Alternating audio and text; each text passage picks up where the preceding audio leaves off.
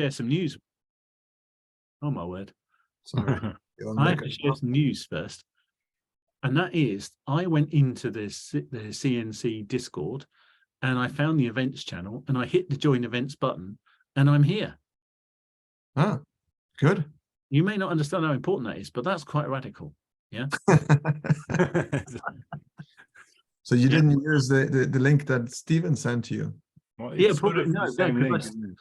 It's the same one, yeah. But the same link, obviously, yes. I'm learning eventually after like 14 or 15 months or something, how to start to approach to use Discord. Yeah, I mean, it's a bit of an art. We have an Abe. Oh, he's got his beanie on. I think I might have to have beanie on soon. Oh, yeah. It's a little chilly here today. This is ropey merchandise. The energy. Cardano conference, isn't it? Yeah. It looked quite good originally for about a day. And then the little Cardano hat, I put it on and it's not like Abe's, but after about 5 minutes, it'll be like that. I don't know I noticed that last week. Yeah. It's quite comical. Good entertainment. So yeah, sorry, gents. So who's missing then? Who have we not got this time that we had last time? Now Fletcher was a bit late, but he's coming along. Yeah, John sent his apologies. He's obviously traveling and couldn't quite get around, so he sent his apologies. Yeah. And have we got any of the other guys? Are any of the other guys going to come who haven't been along so far? I know we had Carolina before, didn't we? Yeah. Peter knows best there. Yeah. I'm just checking on participation for you guys. That was all. Yeah, we've shared the link, so we've asked a couple of people if they can go to the mirror board and add their things. Cool. But so far, I don't think. Let's check quickly if someone has actually put anything on. And it's just an interesting one for the bigger picture stuff. But when you're running this decentralized stuff, isn't it? There's a bit about the trade, perhaps, about what do people get out of it and what do they give. And there are different levels of participation, aren't they, as well? But it's interesting because and again, this is, I'd like your opinion on this later, but that's one of the things for me, my feeling with it is that these things go through cycles, a bit like Swarm has. However, if you guys can have a way of proactively managing the energy of your group, then that may serve you. Because I think there's a natural cycle, isn't there? There seems to be. And it's more in this decentralized space where people are doing stuff where you're not necessarily paid for it. Yeah, money.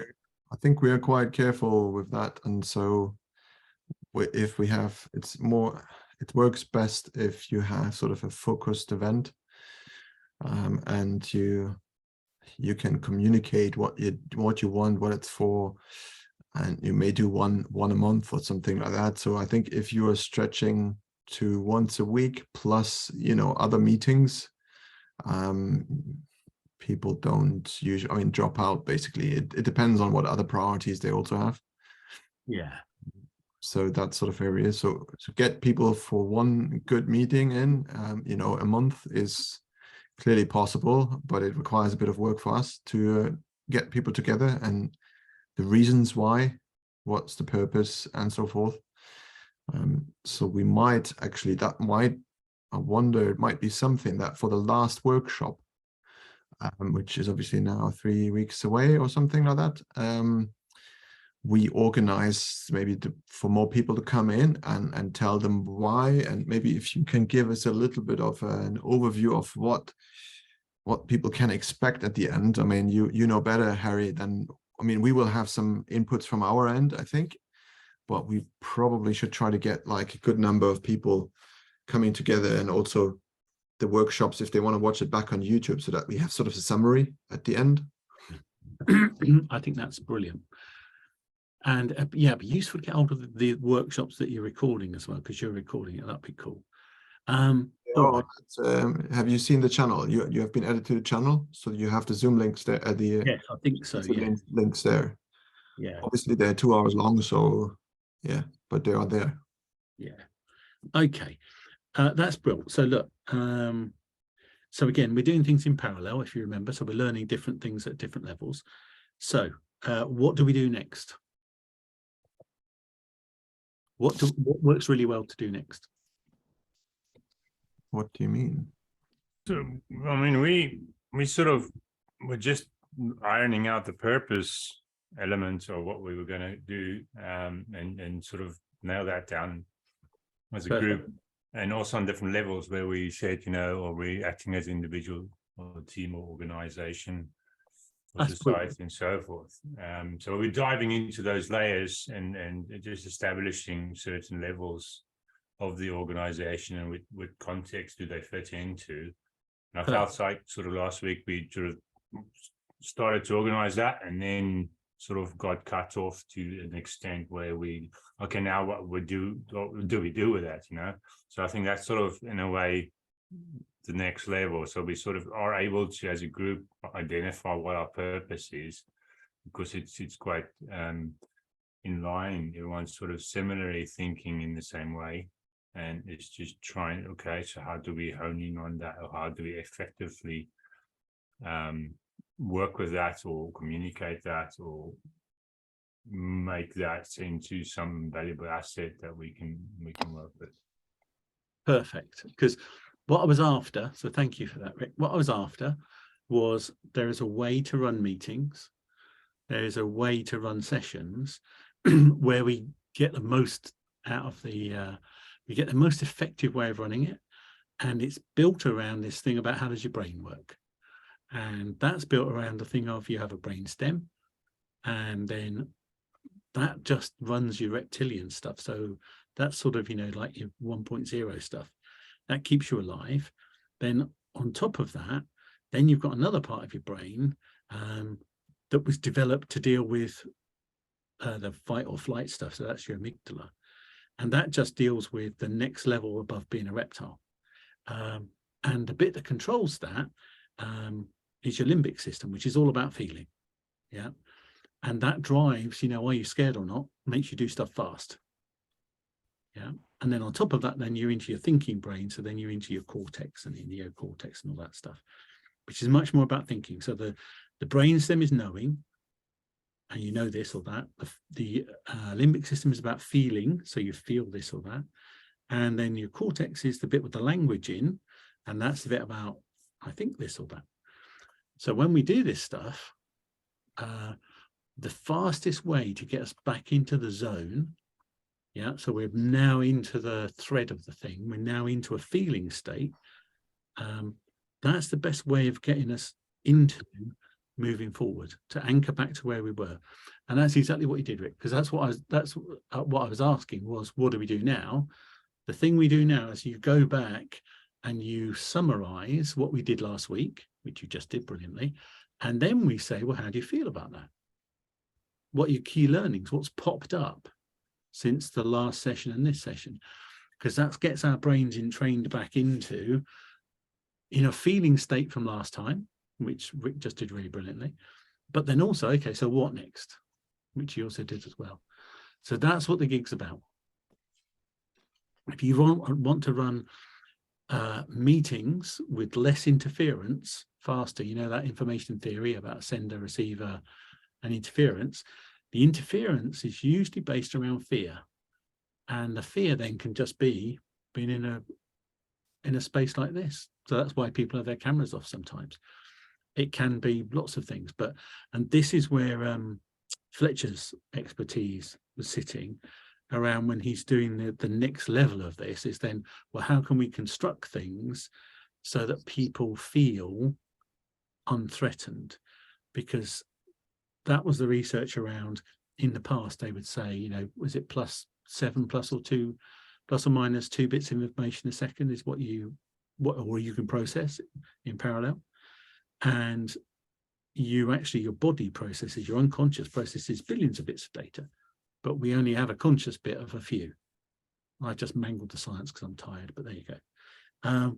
So that's the gig, and where Fletcher was coming from with it is that these days it seems to be it's sort of down to 1 or 2 bits of information. So if you want to get the most out of things, put it in a space where it's non-threatening, and you're back into that zone of understanding the feeling space and a knowing space and a thinking space. So I've gone through it again, but for me, this is one of those, there's 3 or 4 really critical non-tangible frameworks to use, and this is one of them. Yeah, so if you just use that, anyone you're talking to, particularly in a workspace though, if you want to move stuff forward fast, check in, get them into the space of remembering what you did and what you were going to do and how did they feel about it. Yeah, so that was where I was going with it. So for the rest of you then, key learnings is the phrase I usually use. But again, so what was the key learnings either at the session or since the session for you guys? So let's have Abe.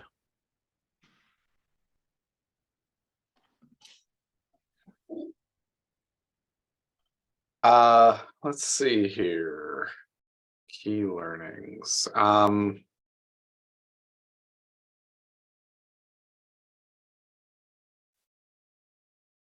guess here with the purpose that we talked about last time, to me, it seems like the purpose of a SPO and CNC,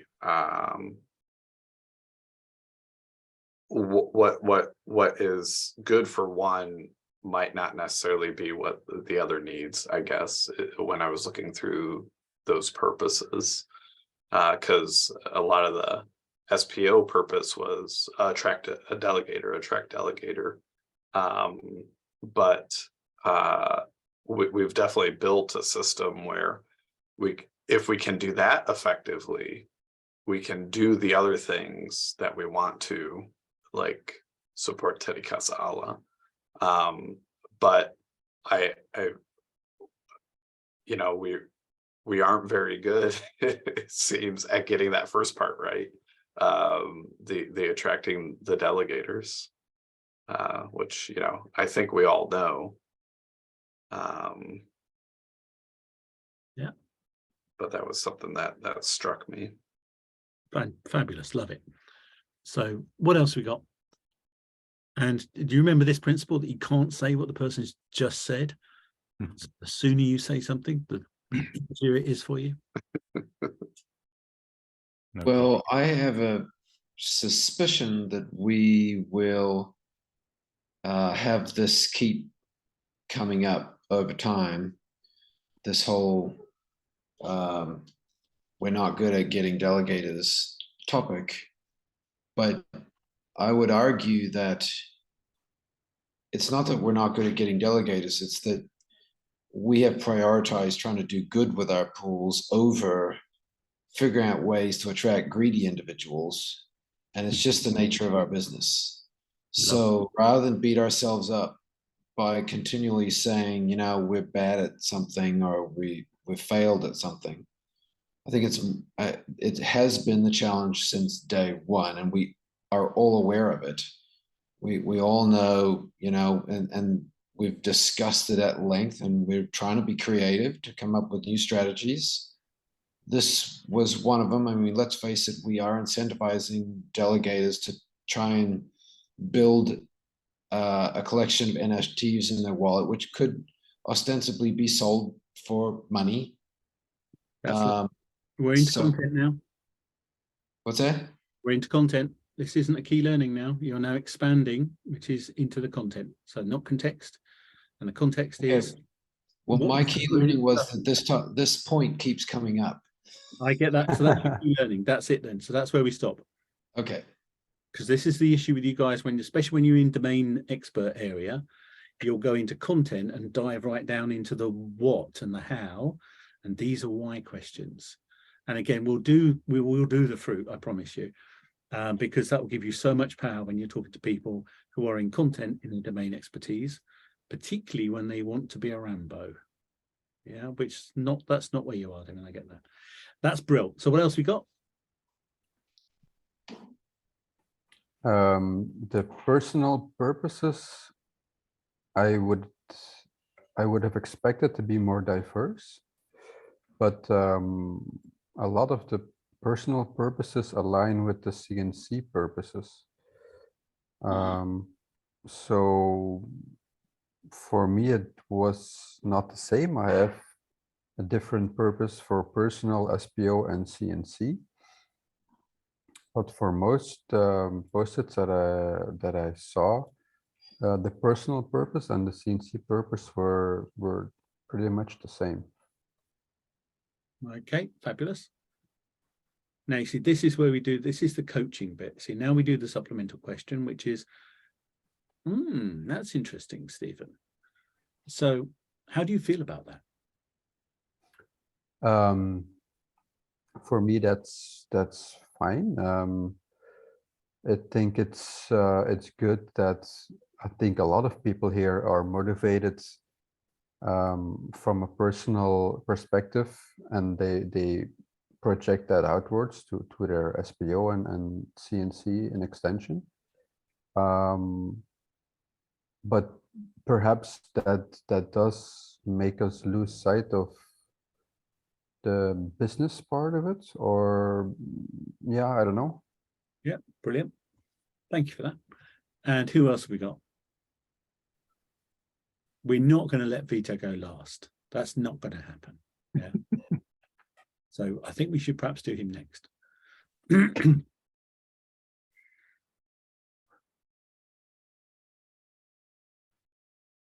Vito. Are you He's there, there. Vito? He's there, but he's still on mute. It's still No. hello. Massive delegation. He's on mute again. Go off the mute. Do you guys hear me? Yeah, Yes. Oh, sorry guys, I have some problems with my microphone.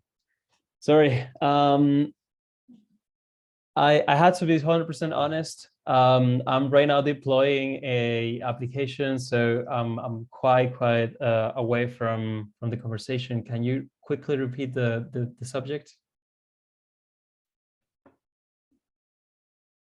Sort of basically your key learnings from last week, Vito. Oh, just the key learnings. Yes. Very good question, guys. I recall we added the sticky notes. But yeah, like crap. Sorry guys, I'm a mess. Like I'm seriously like working too much. I cannot. Okay. Best thing to do then. Best thing to Don't do. feel bad, Vito. Don't feel bad. No. Sorry. No. This is, do you remember what we said about, do you want fluffy bunny or do you want hardcore Terminator type feedback? Only thing we can do now to get Vito up to the next level is just give him Terminator level feedback. Don't go. There's a drama triangle. I don't know if you've ever seen it. You know, you've got a rescuer and a persecutor. Yeah. Don't go rescuing him. Just leave him feeling bad. He's deploying an application when he should be 100% focused on this. That was open, honest, and fair. Open was full participation. So he's going to deliver a result that's like way below average. Yeah. So the least we can do is support him in his way below averageness. Yeah. I love this. Being serious, Vito, what we're saying is, yeah, that's totally cool. Best thing to do is just hang, chill, and intuitively you'll zone in when the right bits are there. Yeah, definitely. I mean, I was planning to dive in when the fun starts in the workshop, but I'm trying really to recall what we did last time with the sticky notes, but that's okay. You won't be able to do that effectively if you're in a thinking space. And if you're trying to deploy an application, you're either in a knowing space where you're just in gut, or you're in thinking, you're in your head. So just chill and that's all fine. We will think less of you though. That's what you need to do. Okay, fair enough. I deserve it. And yeah, and you not only that, you beat out, was it John last time? I can't remember who it was now, who was playing Twister. And then it was. I will be the good cop, though. I will be the good cop and will say, though, at least he's here. You know, he's doing massively big work. And exactly. He's trying to participate. Whereas there are a lot of people here which are not here, and probably have nothing better to do. Well, that's a judgment statement. But That is a judgment, indeed. But I agree with you, yeah. The main point about this, guys, again, right? This is meant to be fun. You're doing this, maybe for some of you it's your day job, but for most of you it's a job 2, job 3. It could be huge, but so that's to just support yourselves and cut yourself some slack and each other some slack. And that's what gets your community going through things, isn't it? It's far more important than, you know, were you totally zoned in or not? But that's the bit I've loved with what Fletcher's been up to, is, you know, how easy it is these days for people to be there but not present. Yeah, they're not processing. So they're there in we used to call it FaceTime because it was an American thing. You'd have, when I was in Carney, you know, you'd have to be in the office, which is an hour and a half away, for like 7:30, because the guys in America would be there clocking, you know, off from the night before at 7:30. So there's stupid stuff you have to show up, but that's not what it's about, is it? It's about, are you present? It's a different question. So thank you, Vito, for that. So who else have we got? And you got to remember, you can't let Christian go last. Which leaves me to now. Oh, well, you can't let Rick go last either. Well, this is the problem. I not sort of started off there. Well, I'm happy to go. I'll try to be quick. So I was thinking. Yeah, but you are actually last because Rick's already done it. What did you say, Rick? I missed it. I sort of started the whole process off with answering the question by doing the question. Yeah, you did. You were brilliant. Right. So, well, there we go. I missed that. Maybe my brain is also foggy. But yeah, I was actually thinking, I mean, you're saying it's about fun, but I'm a little bit of a top-down thinker. And I'm waiting sort of to go through all the lessons and figure out whether or not there's anything in it that that we have missed so far that we sort of can work on. I mean, I've learned that from the first 2 sessions, you know, we have some takeaways in terms of group dynamics out of it. Although I must say, I probably came into this workshop thinking I could learn something about better management of groups. And there's always this bad guy in my head saying, this consultancy crap, where you kind of have to talk, you do your own thing and someone just points you out, do all these silly exercises, and then you're supposed to get something out of it. Yeah, so I like to go through it top down and then zoom in and utilize it from a work perspective. And that's, I think we are getting there. And that's brilliant for your honesty. So you have another 2 tasks. Okay. Top down grill, then you have to start bottom up, and then you have to start in the middle. That's your job. So when you're doing this stuff and you're feeling a bit too top down, your job is to switch into, well, let me just try bottom up then. Because I don't know if I described before, but that's the thing, the difference between coaching and consultancy. So there's coaching, there's training, there's consultancy, there's facilitation, there's, what's the other one, mentoring. And they all have different energies and they sit in a different space. So the consultant energy, again, very quickly, you own the IP. It is a masculine energy because you're the alpha male. You've gone in to see someone with your frameworks. You've looked at their content. You've put them in your contextual frameworks and you sell them the gig. They don't implement the gig properly, but you don't care because you've wandered off with all the money. Yeah. Mm-hmm. That's the typical sort of masculine. And so you own the IP, you own the brilliance. A coaching space, and you can do these as methodologies. So coaches then typically, they're working with the CEO or they're working with the senior people. And what they will do is they will ask her lots of questions. And out of the answers for the questions, they will come up with, she will come up with, he will come up with the solutions. So the idea there is, it's not push energy where you're telling people stuff, it's pull energy where you're asking people stuff. And you're managing the energy as opposed to just giving it, you're moving it and creating it and changing it. So it's different. It's none's better or worse than the other. They're just very different. Mm-hmm. So in a coaching space, then it's often about, you assume the brilliance is in the person's head. Your job is to help them get it out on a piece of paper so you can do stuff with it. The problem comes though, when you've got things like, so that works really well. Problem comes though is when you've got something like profit and loss. Yeah, so say you've got profit and loss, T-bone accounting, whatever you want to call it. If you're a consultant, you can tell the people about it, give them the framework, show them how to fill it in, and off you go. If you're a coach, how are you supposed to get even a finance director, but how are you supposed to get a marketing person who's now the CEO or whatever, how are you supposed to get them to construct profit and loss accounts from scratch? It's hard. So sometimes you need a bit in the middle. You need sometimes to be doing the framework where you give the people things to play with, and sometimes you're managing the energy to get the learning, because what happens in this stuff is you guys will learn by doing. That's the project-based approach. So at the end of it, you won't be the same people. Mm-hmm. Yeah, I imagine that will be how once we go through it, we will have that extra thinking hat on. The second question I had for you, it's not really a key, although the key, well, it could be a key learning, because each time we have a workshop, Harry, you are talking about how brilliant Fletcher is. And I'm just sometimes wonder, I mean, for me, Fletcher is an external, as a person that has taken the workshop before and gives us a little bit of his insight and how that compares to this workshop. But you're already selling him as this brilliant add-on person here, which I can't see yet, to be honest. Just that extra. It's just a bromance thing. So I'm still waiting for that, because that's like in a crime drama, you know, you go through it and then it slowly opens up. Yeah. And like I say, he's doing this one because he's been through the one before, and then he's helped us build the next one. But his view on education and his view on what you can do with an SPO, I resonate very strongly with. That's why.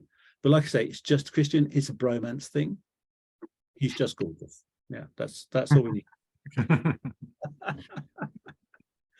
However, his approach to it, and it's not just him, Jonathan's in the same space as well. Jonathan Adjie's in his space with this. It's about that next level stuff, which we're going to do today. We're going to do some of that now. So have we had everybody? Fabulous. So, and that was great. So just to recap, last time we've done a couple of sessions now really around your purpose, your cause, and your personal purpose, your organization purpose, which is what the SPO is there for you. So some of you may not have an organization. It will just be you limited or unlimited. That's your organization. And then you've got CNC. So you've got already several different levels, and that's super cool. So we looked at that a bit. Then if you remember the other stuff we'd done the very silly exercise where we started to look at your personal drivers. So what's in it for you? You know, you do this WIFM stuff around what's in it for me. And then you had your stack. And again, it's totally cool. There's no judgment around right or wrong, because it's just what's doing it for you. And like you say, often then those things line up a bit and they may not line up, and it doesn't matter. Now what we're going to do, we're going to, like you guys are asking for, we're going to pop it into, that's why I was having so much fun cutting him off. We're going to pop it into that space where we're talking about technology, products, markets, channels. Yeah, and that's what this bit today is. So I think I did pop you the link out, didn't I, before, so you could have a play with it. But if you haven't got it, we're on the products and markets. We're on the business model planet board, it's called. Yeah, so I can put the link in the thingy again if you want it, or you can access it by going to the main board and then clicking on the little product and market thing. Sorry, business plan thing. Yeah. So have you all got it, or shall I pop the link in? Or not? I think put the link in the chat. Yeah, let me do that again then, because I thought I'd done this once, but it's got board. Oh, come on, that's better. Copy board link. Right. Yeah, so I can see Rick was there and Abe was there before, but we'll chuck you in. There you go.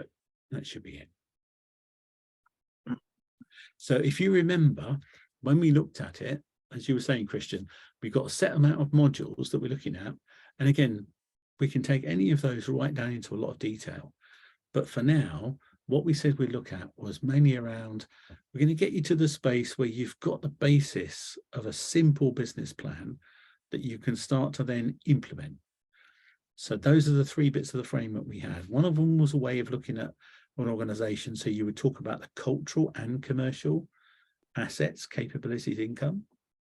And just being able to discuss that allows you to talk with the rest of the world and explain your value, which isn't all about the money. It's also about the cultural assets.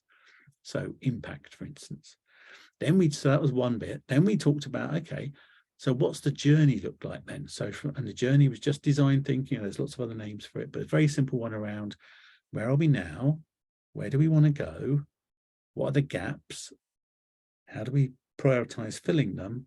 And the most important bit was the way of the journey. So how are we going to deploy this? Yeah. And then the third bit was, right, okay, if we've got the audit, how do we use that view of the world to spin up profit into assets? So capabilities and profit, spin them up into assets so that we build our long-term future that we want. And this is a journey. It's not start and stop, it carries on. And you guys are in a very fun part of the journey. So I can see you're on there now. So look, the top one, we're not going to cover this bit much today, but this is what I talked about before, which is when you've got, this is the business model canvas type view of the world. And I do like the model, but it's been around for a long, long time in different guises. But again, there's a back office. If you think of it like a theatre, so where you all are, if you think of it like a theatre, at the back of the theatre, behind the stage, somebody writes a play. Somebody then produces the play and hires some actors and trains them so that they can deliver the play in a certain way. That's all the back office. Someone then runs the theatre and allows it to put on a play. That's another system. So there's a technical innovation, which is about building product. And then there's the platform innovation, which is about running the theatre. And then the other side is the market side. And that's where people go out with the product of the play and they sell it to people and they get people into the theatre to watch the play. Is that fair enough? Yep. Yes. Now you can use that example for anything because that's the trading level that we're starting to talk about. The other bit of the other system that sits in there for me. So there's one bit on the market side is about the minimum viable segment, but that's about building community. And that's what you guys were talking about. You know, how do we build community so that we can get delegators? The other side is building a product. So how do we run an SBO and flip a product out of the SBO so that we can sell something? The other bit that sits in there is that so there's a minimum viable segment for the market. There also is a minimum viable community. So what's the minimum size of community we need to be able to achieve all the rest of the goals? Now, for you guys, those are the levers you've got to play with. Yeah. Does that sound fair enough so far? Mm-hmm. So if you now go down the left-hand side of this brilliantly technically complex mirror board, there's a bit down there that says product and markets. Now, should I share the screen so we can make this big? Yeah, because I want to take us around some specific parts of it, so that's okay. Okay. So can you see that now? You're on the screen and moving about? Mm-hmm. Yeah. So what this one is, this was the very simple again. Remember when we talked about a little bit about input output, which is what you guys use. So it's input, add value, output. So input output is, okay, we want to try and find out what your brilliance is. What is it you do that adds real value that other people will find useful? So to do that, then that's the one above again. That's the, you know, the same thing, the canvas. You've got inputs, you add value, and you've got outputs. So you buy stuff, you add value, you sell stuff. So if I zoom us into this one now, so we're now going to look at that. So can you see this one? Can you see the stake ball operator bit? I'm not sure if I'm sharing the screen. That's my Oh, yeah, it's okay. Yeah. Yeah. Yeah. So let's have some fun. Okay, Nate, talk us through this. What does this little thing, what's it all about? You've got a bit here about block minting Cardano and blockchain user. So what's that all about?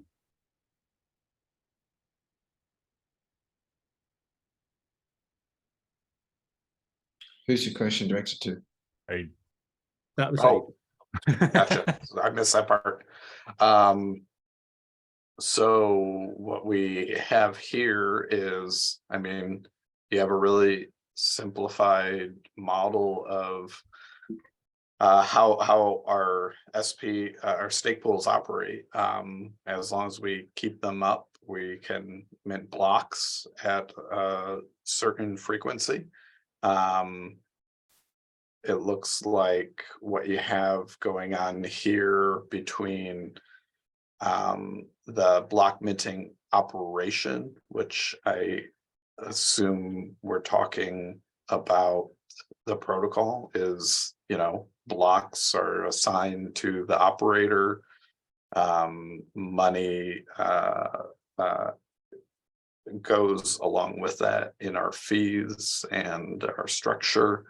And then we are would think what this is showing is how we perform a function for the blockchain users themselves, and we're, you know, putting their transactions into blocks and such.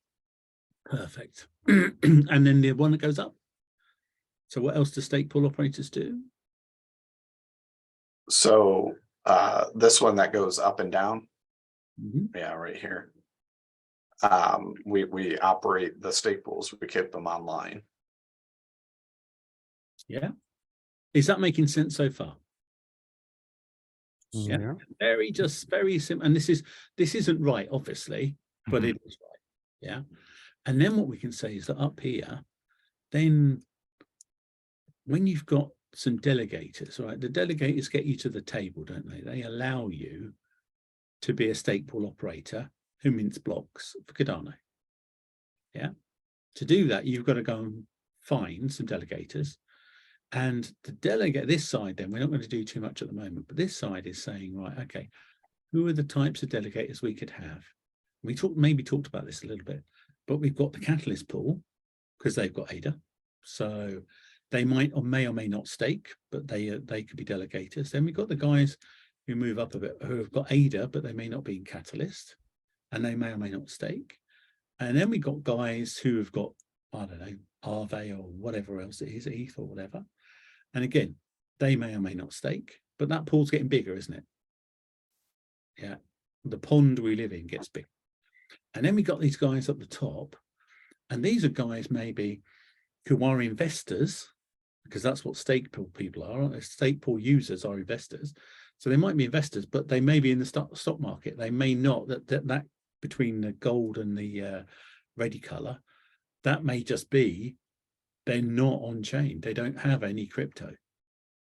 But some of them will be staking, i.e. investing in the stock market, and some of them will be open to investing in crypto. Yeah. So that's the sort of overview. Now we're going to go down again, and we're going to look down here. So now we're going to do the value chain. Can I ask a question? Yeah. Sorry, just because you call this pools, just if I correctly state that, are you saying that when you're talking about people or these pool groups that you have on the arrow further up that you just went through, you called the catalyst pool, ADA pool, staking token pool, you actually mean by pool, you don't mean pools, you mean a pool of people. Is that what you're saying? Yes.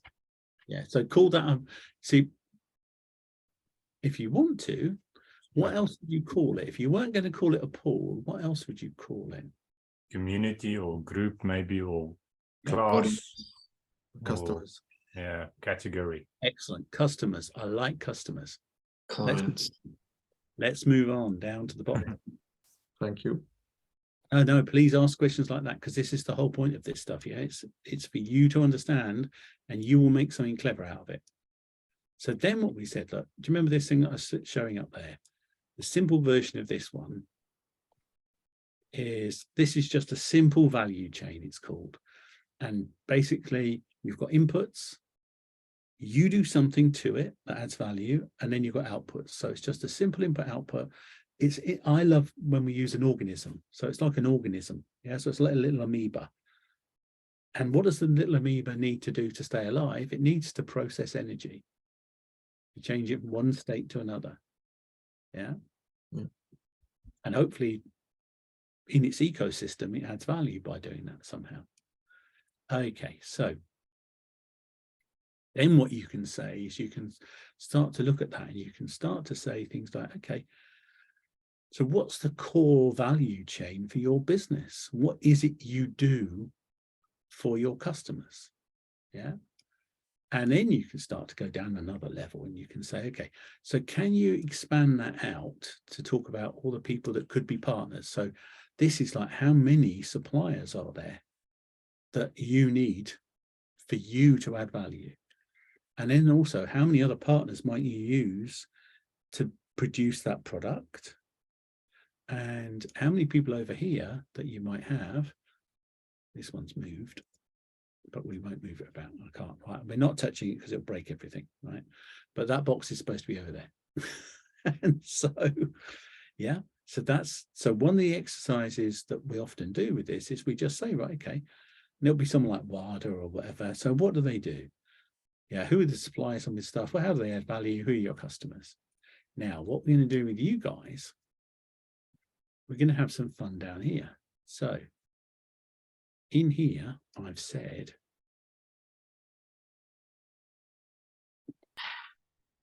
so what is a blockchain operator? Yeah, which is, what does an SPO do? Yeah. And along with that, the first question you might ask, if we go to here, so what might it useful to know, to understand what your business is, what your enterprise is? What might it be useful to know on this thing where we've got inputs, add value, outputs?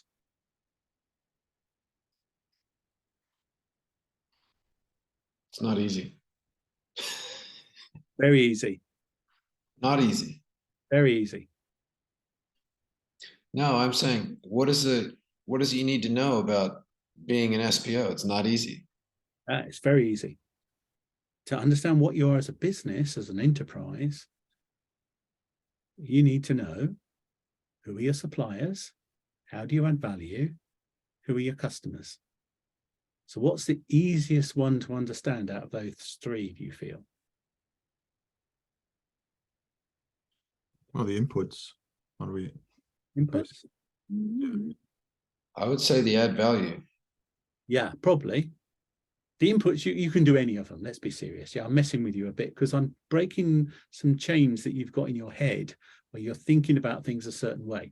My job in this space is to pull the rug from under your feet so that we get into a change mode where you're disoriented and now you're open to new information.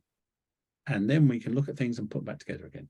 And again, teaching you to suck eggs, I get it, but don't worry. So yeah, look, in here, might be useful to know, how do you add value? What is it you do that has value? But another thing that might be really useful to know is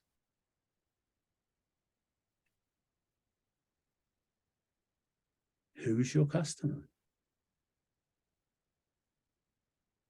So who is your customer?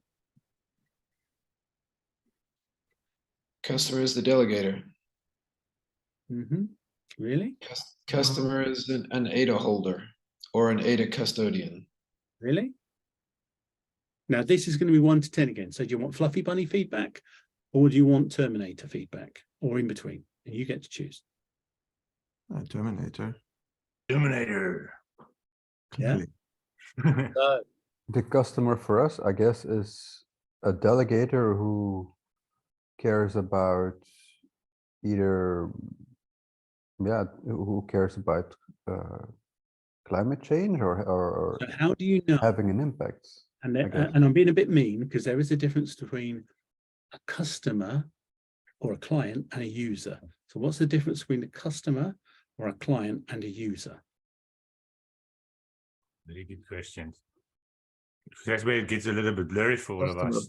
pays. No, it's really simple. Really, really simple. Customer pays for the service. Customer, The customer pays you. perfect. Customers pay for you.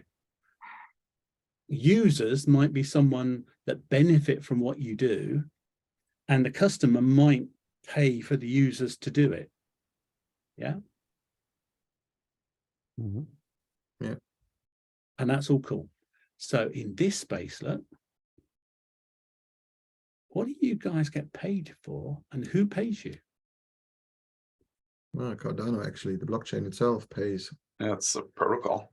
Yeah, for the borrowers. you're paid by Cardano. It may be all new world finance where you get to create a fee of part of what you've minted. But at the end of the day, the people who give you permission to do that, who get the service from you. So the other way of looking at it is like you guys said. So you create something, you add some value. Who do you add the value for? Both the users and the Protocol. yeah. That's why sometimes, especially in this sort of, when this product is a service and the service is intangible, a lot of it then gets into that space of, right, okay, let's try another rabbit hole. And that's where we say, well, who actually is paying you? Who is your customer? And that's where we said, for you guys, you provide a service for someone who runs a blockchain. And they provide a service for people who use the blockchain, don't they? So Yeah. you're their supplier, aren't you? You're Ah, Cardano supplier. Actually, we are the blockchain operator. Yeah. So Sure. you, So we are running for- this is why I'm saying it's just different levels of it. I'm Yeah. trying to keep it simple, but yeah, so what would you call Cardano then? The builder of the platform. Yeah, but do they run? What is Cardano then? It's a community, or it's a network itself, isn't it? So it's a collective, like-minded. It's a No. ledger. It's a transaction network, and it's run and operated by the stake pool operators. Yeah. And then you have IO or something who provide the software, but it's running. Yeah, Just but who owns the software? sorry. Who owns the software? The community, because it's open source. Yeah, and who owns operating the software? It's open source, no one, it's the community, basically, the collective community. So if you change Who gets paid? the operators, So Cardano, it depends how you want to look at it, right? So IOG, what's IOG? They're writing the code, and they also get paid, of course, Yeah. from the Cardano blockchain. They're the software developers, aren't they? They hold the concept of it all. They created the concept of it all. But they're a profit business, aren't they? Hmm. They're a for-profit business. yes. And they Well, pay. to put an input there, that's very interesting what you're saying, because actually we're not just getting paid by Cardano, but also by all the people that are using the network. See, No. No. so- In this model, you can own this is Highlander. There can only be one. The software basically pays you. Yeah, and I don't know the answer to this. I'm being like someone who's going to fund you. I sort of do know the answer, but I get the fact I don't really know the answer because it's a very different business model. The issue you guys have, and we've had this a bit in other places, is the issue you guys have is your awareness of this is very different to a normal person's awareness. Because remember, we're on the spaceship. You're the 2.5% of the 2.5% of the 2.5% innovators. Can we hear, Vito, can you finish what you were going to say? Yeah, sorry, Vito. Oh, no worries. So basically, the money that the protocol pays to us for operating the blockchain comes from a treasury, and this treasury is sustainably filled with transaction fees every single time a person uses the chain. So it's kind of a circle that goes in the infinite, because we make possible for people to use the chain, but we also get paid by people that use the chain. So if some of the parts get off the circle, then the whole thing collapses. So it's quite a difficult thing to actually. I was trying to figure this out, but it's difficult to split both things up in separate elements because they're pretty much the same. It's like a single unity. Well, okay, the fees go into the treasury, but who controls the treasury? Fabulous question. The Huh? protocol. Question, David. Why would you steal Protocol. the best question again? It's in the hard coded in the protocol. Yeah, but- Initially designed by IOHK or Charles or Cardano. Who owns the treasury? Is it controlled by the foundation though? Access to the treasury. Yeah. No, it's No. hard coded. You could change it, but it needs to be. Oh, so what do the treasury do then? So basically, the protocol can also be changed by IOG and the other founding entities.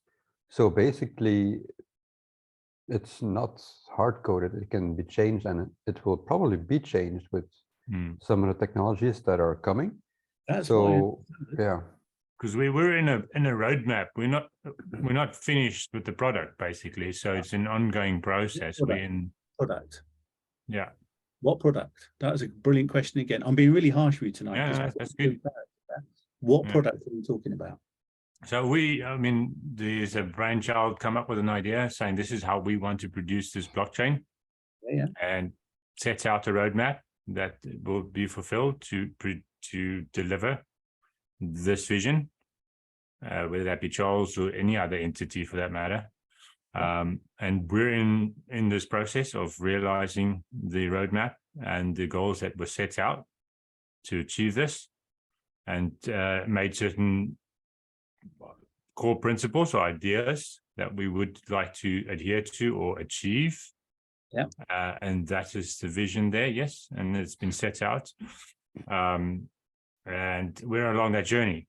So certain things have been programmed or promised, and it has been delivered in a way.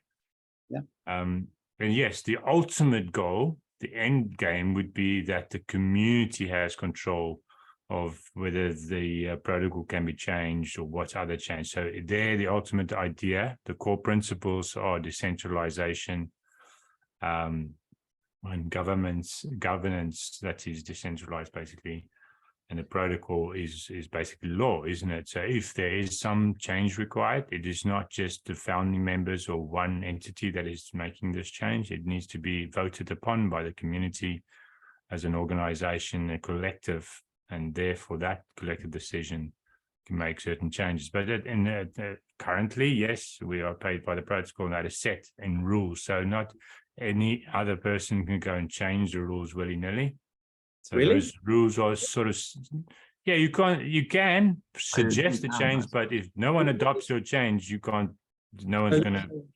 Nobody nothing gets gonna- the right to mint blocks by the Cardano Foundation then. So what's the question? So what does Cardano Foundation do when it comes along and says, oh, I like you, you can mint a block?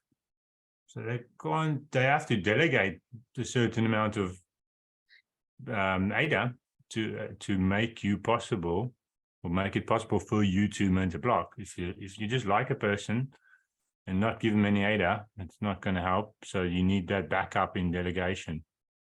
Yeah. Yeah. So it's all Well, about.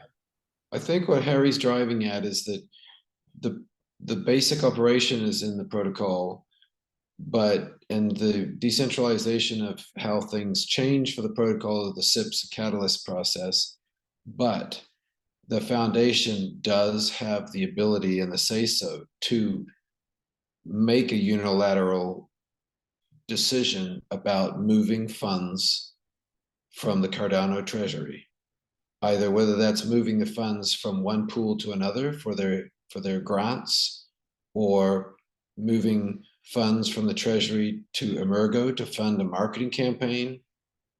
I could be Their wrong. funds, isn't it? Though they can Is that do. not the case? Yeah, but this is Sure. what I'm saying. Who owns it then? And we're not going to go in depth for this one, because there are answers to all this, and I'm playing dumb because I'm quite a simple brain.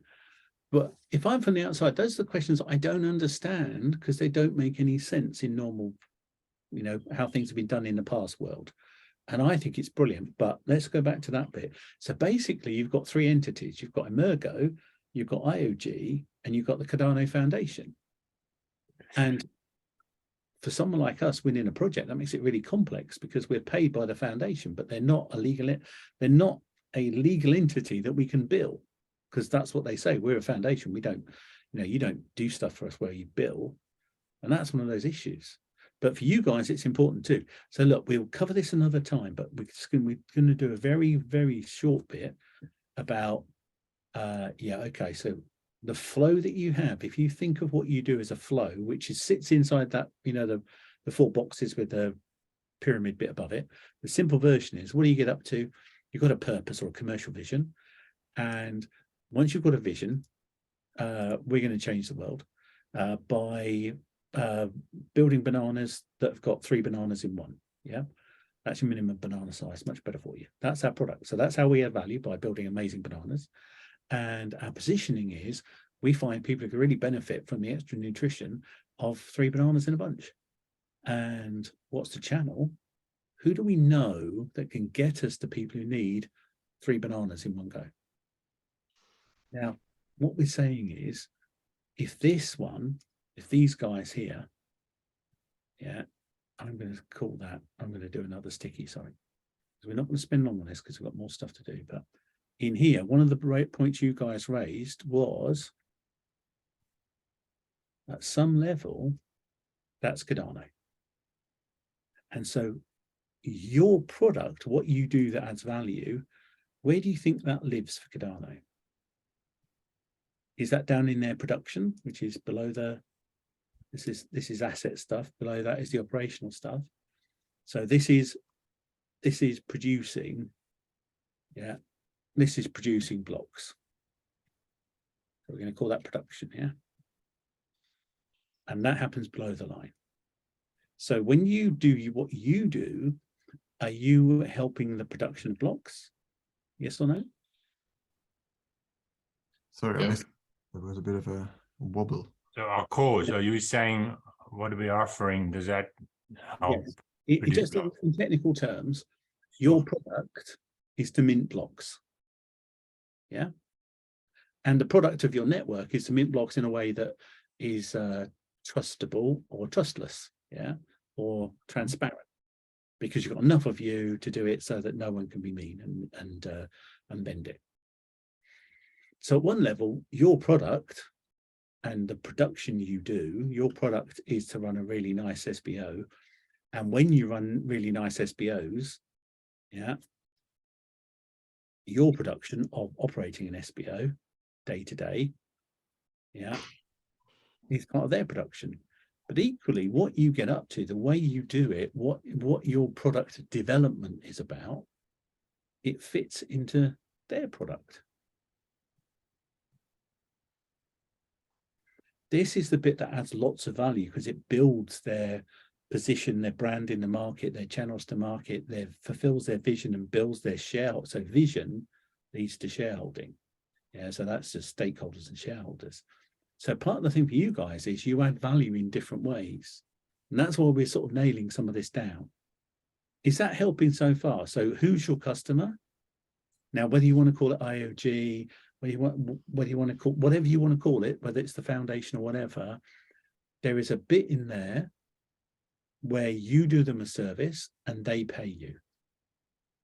Are they the delegators is my question. Not in my opinion, no. I mean, you can attract some attention there, but definitely not delegators.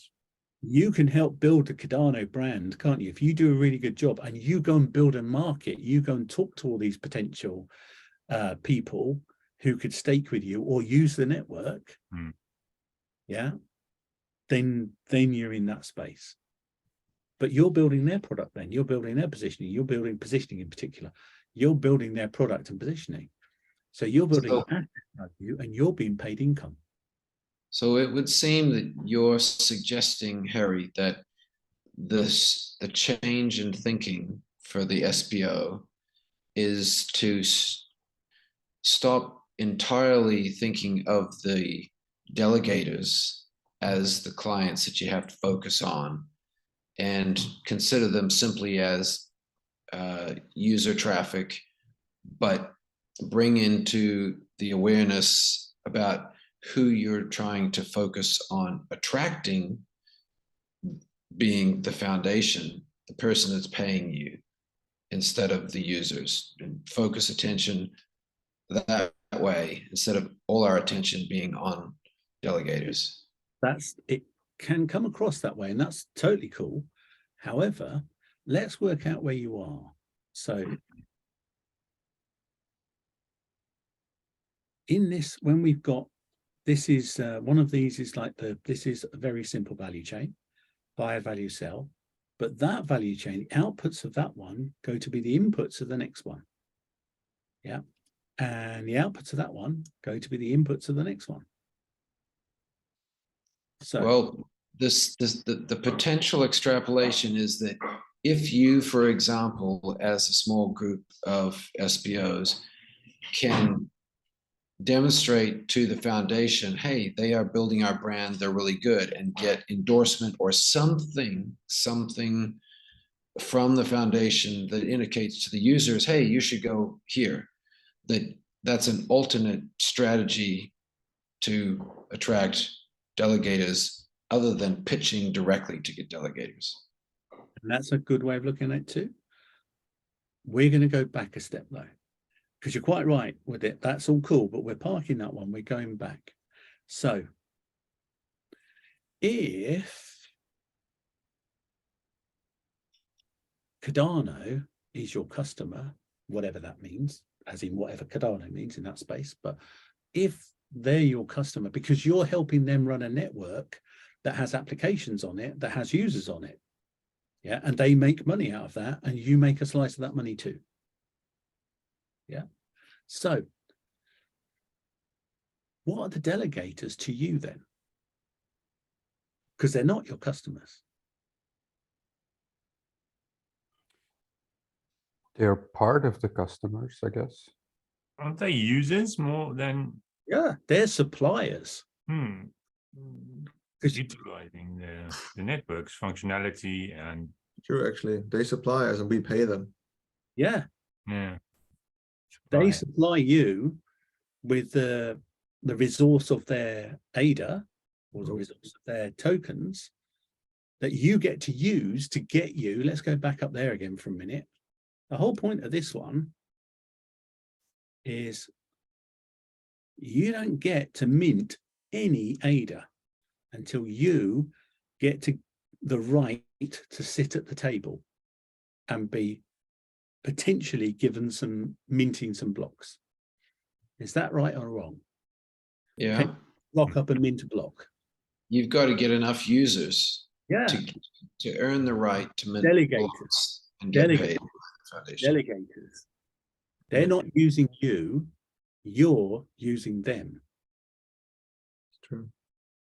Mm-hmm. This is a bit mentally mind-bendy and everything, and that's totally cool. They're using us too because they can't get their rewards without. Okay. That's a transaction, isn't it? That's Cool. what trade is. Do you remember we looked at the business model? There are people who sell stuff and there are people who buy stuff. That's the trade. People sell stuff, people buy stuff. That's the market you're creating. So in that space though, you can't mint any blocks until you've got what's the delegator number now? How much ADA do you have to have delegated? 1 million to give you regular block production, let's say. Yeah. And that's not guaranteed, is it? No. I think you 1.5, say let's say between 1 million to 3 million gives you a block per epoch. It is guaranteed, but it not necessarily per epoch. It just over the year it will be averaging out. If I had no delegators, can I mint a block? No. No. Zero, I can't get into the casino to get to the table to play the game. Yeah. So therefore, I go to people and I say, okay, lend me your tokens, lend me your ADA. Yeah. And that means I get 1.5 million ADA, which means I'm going to get a regular block. Yeah. Yeah. So that delegator, what do they want then? If I want the ability to use their ADA, let's just say there's one delegator who's got 1.5 million. Yeah. You've got a rich uncle or something that's quite happy to do this. Yeah. Or your partner wins the pools, whatever. So you've got the 1.5 million ADA from one person. What do they want? Some interest, some return at the bare minimum. They want, and this is the language that's really important for you guys. They want maximum return. They want what? Maximum return. No, not necessarily. But they want value, don't they? Correct.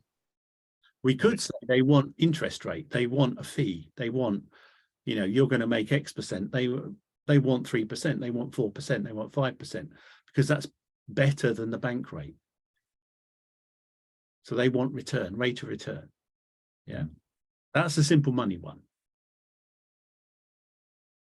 So if they're not customers, they're suppliers, they're providers.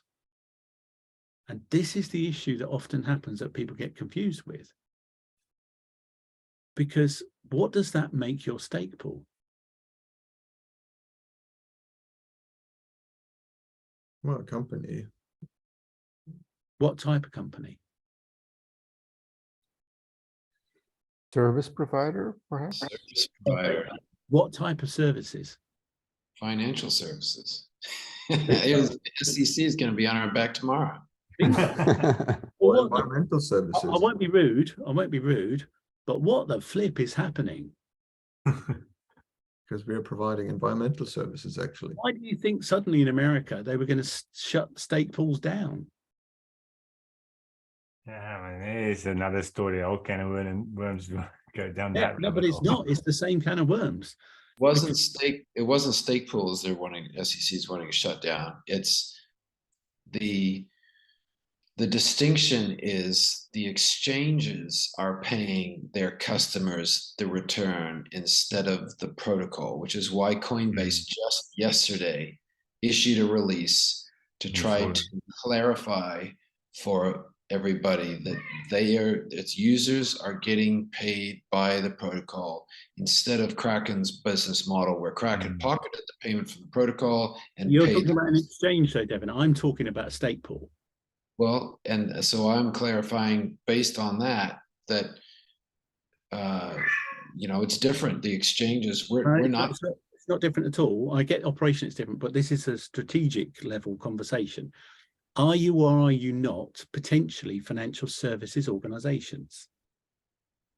Depends on who you ask. For some regulators, probably yes, for others not. Exactly. So at the moment, I can tell you the business answer is yes. You pay someone to provide you with a service.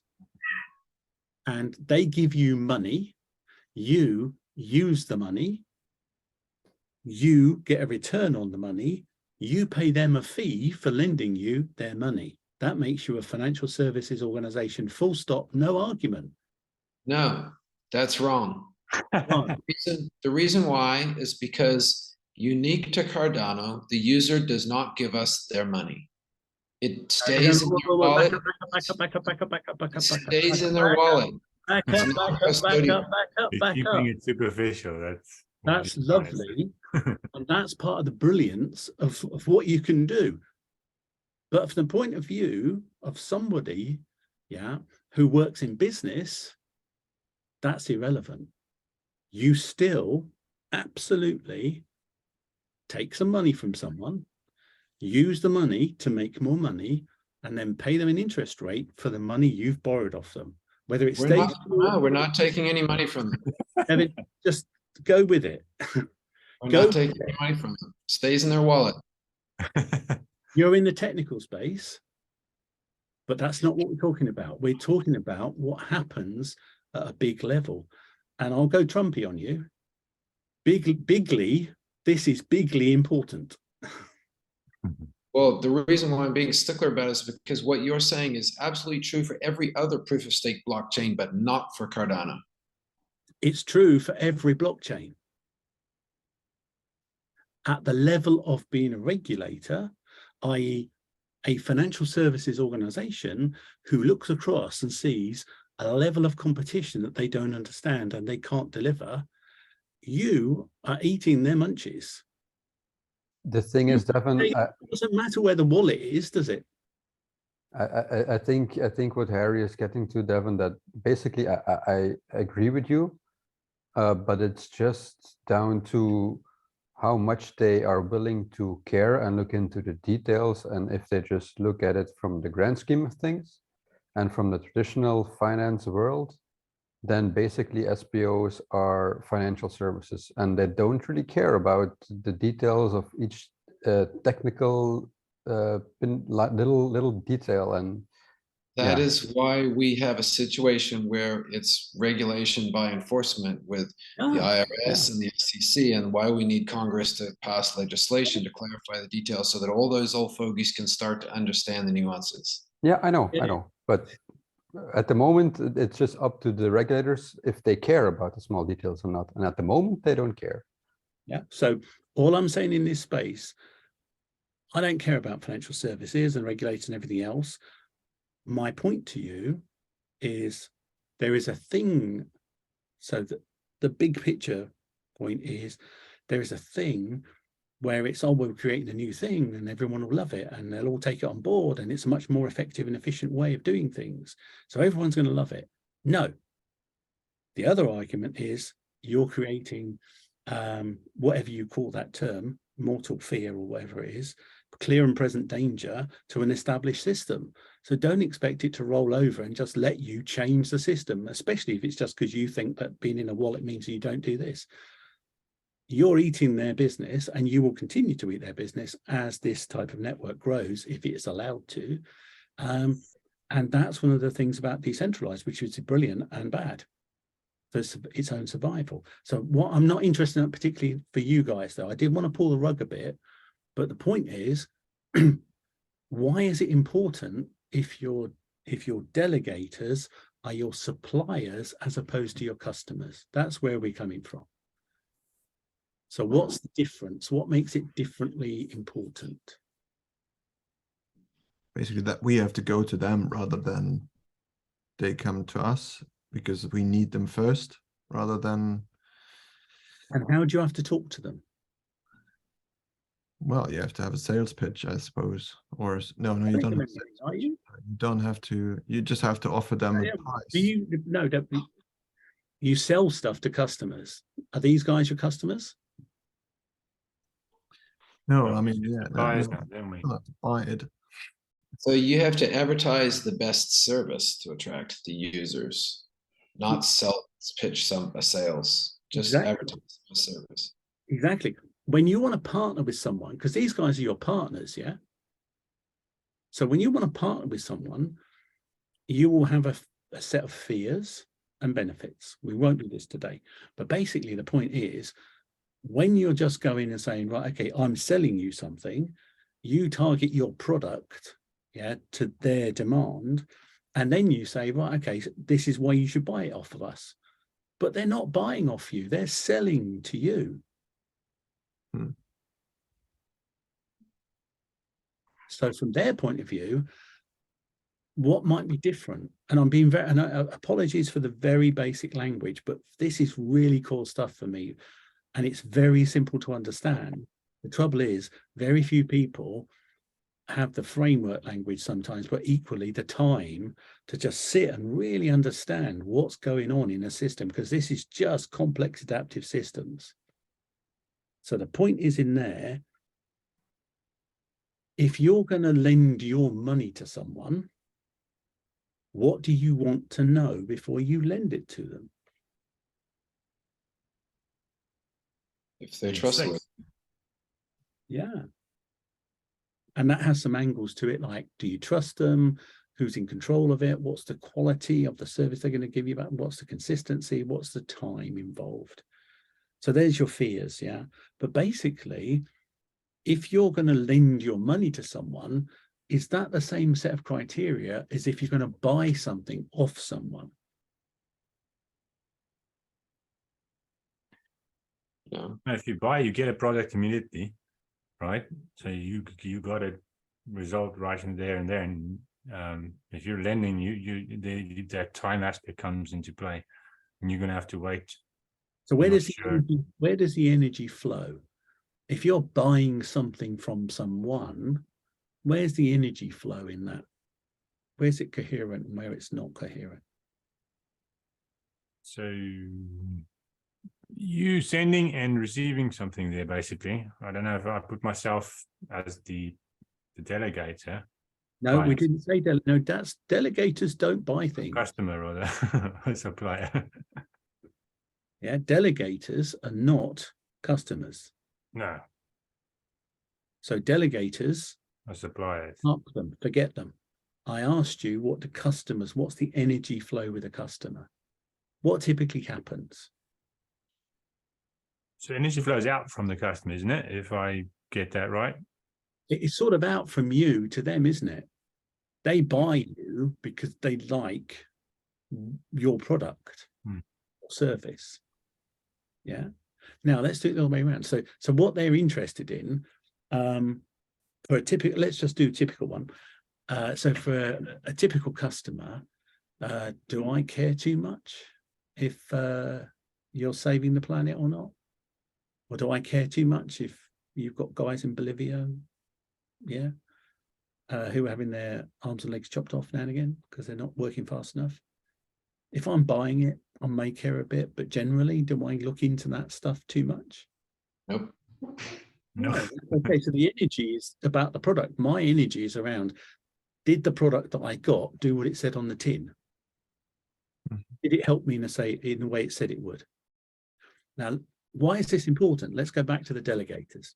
So delegators now, who are in effect going to give you something, and you're going to give it back to them, and they're going to get some extra stuff. So if you're in that space, what might be more risky then? Are you worried about the benefits of the product or the risks? The risk. The risks, yeah. That's all the gig is all about. Yeah. Now let's caveat this. I totally get the fact delegators are customers in the way you can think of this, but they're not. They're your suppliers. When you run a financial institution, who are your customers?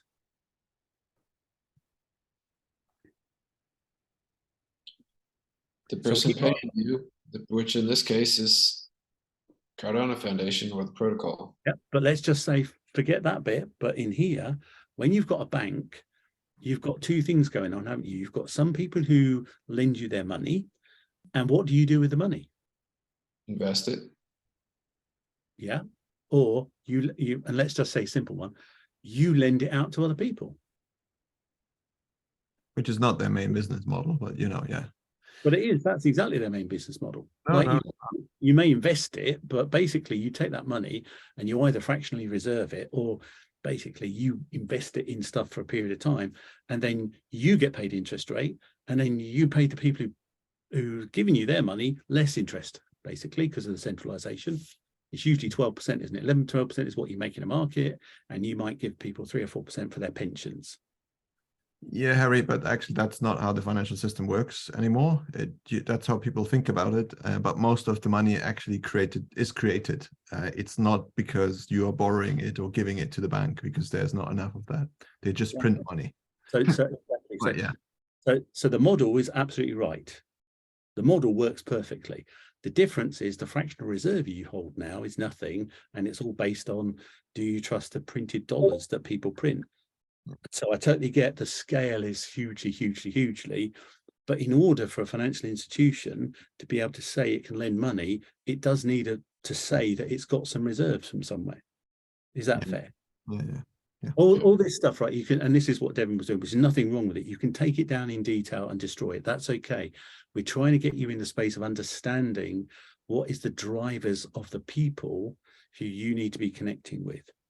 And what we've said is, on one side, think of the Cardano side as your customer, because then we can think about how we're supporting those as customers to support their customers. And that's what a lot of you guys are doing, and you're not getting any value for it. But the flip side is then, yeah, think of those delegators as actually your way around.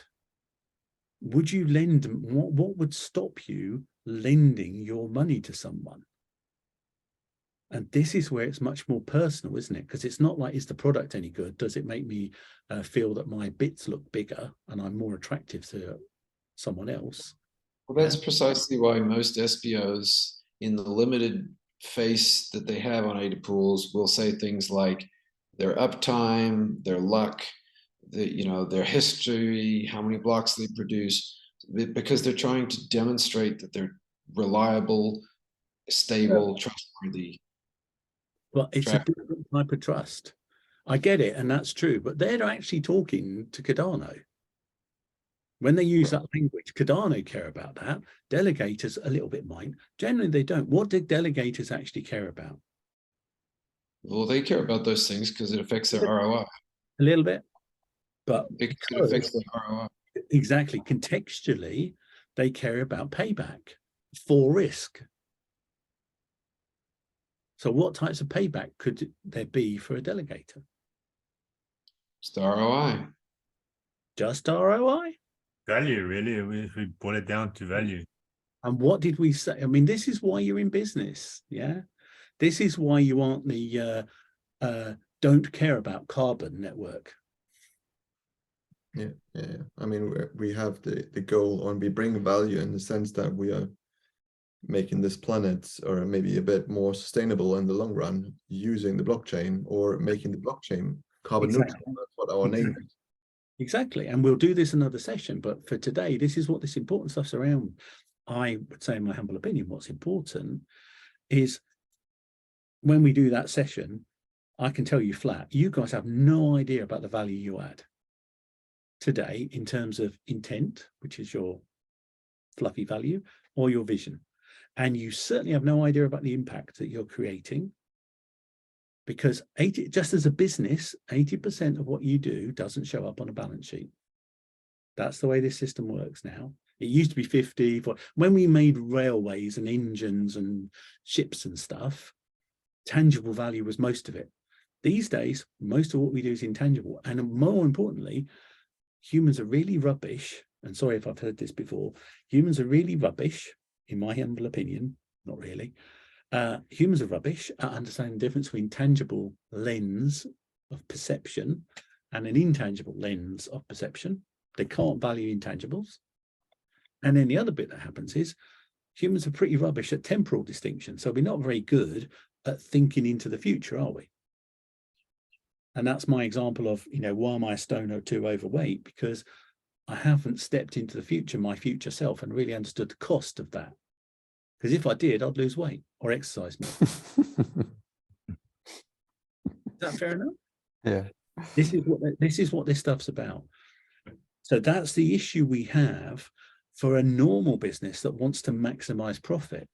80% of the value they add doesn't show up because it's in the people, it's the leadership, it's the comms, it's the performance strategy stuff.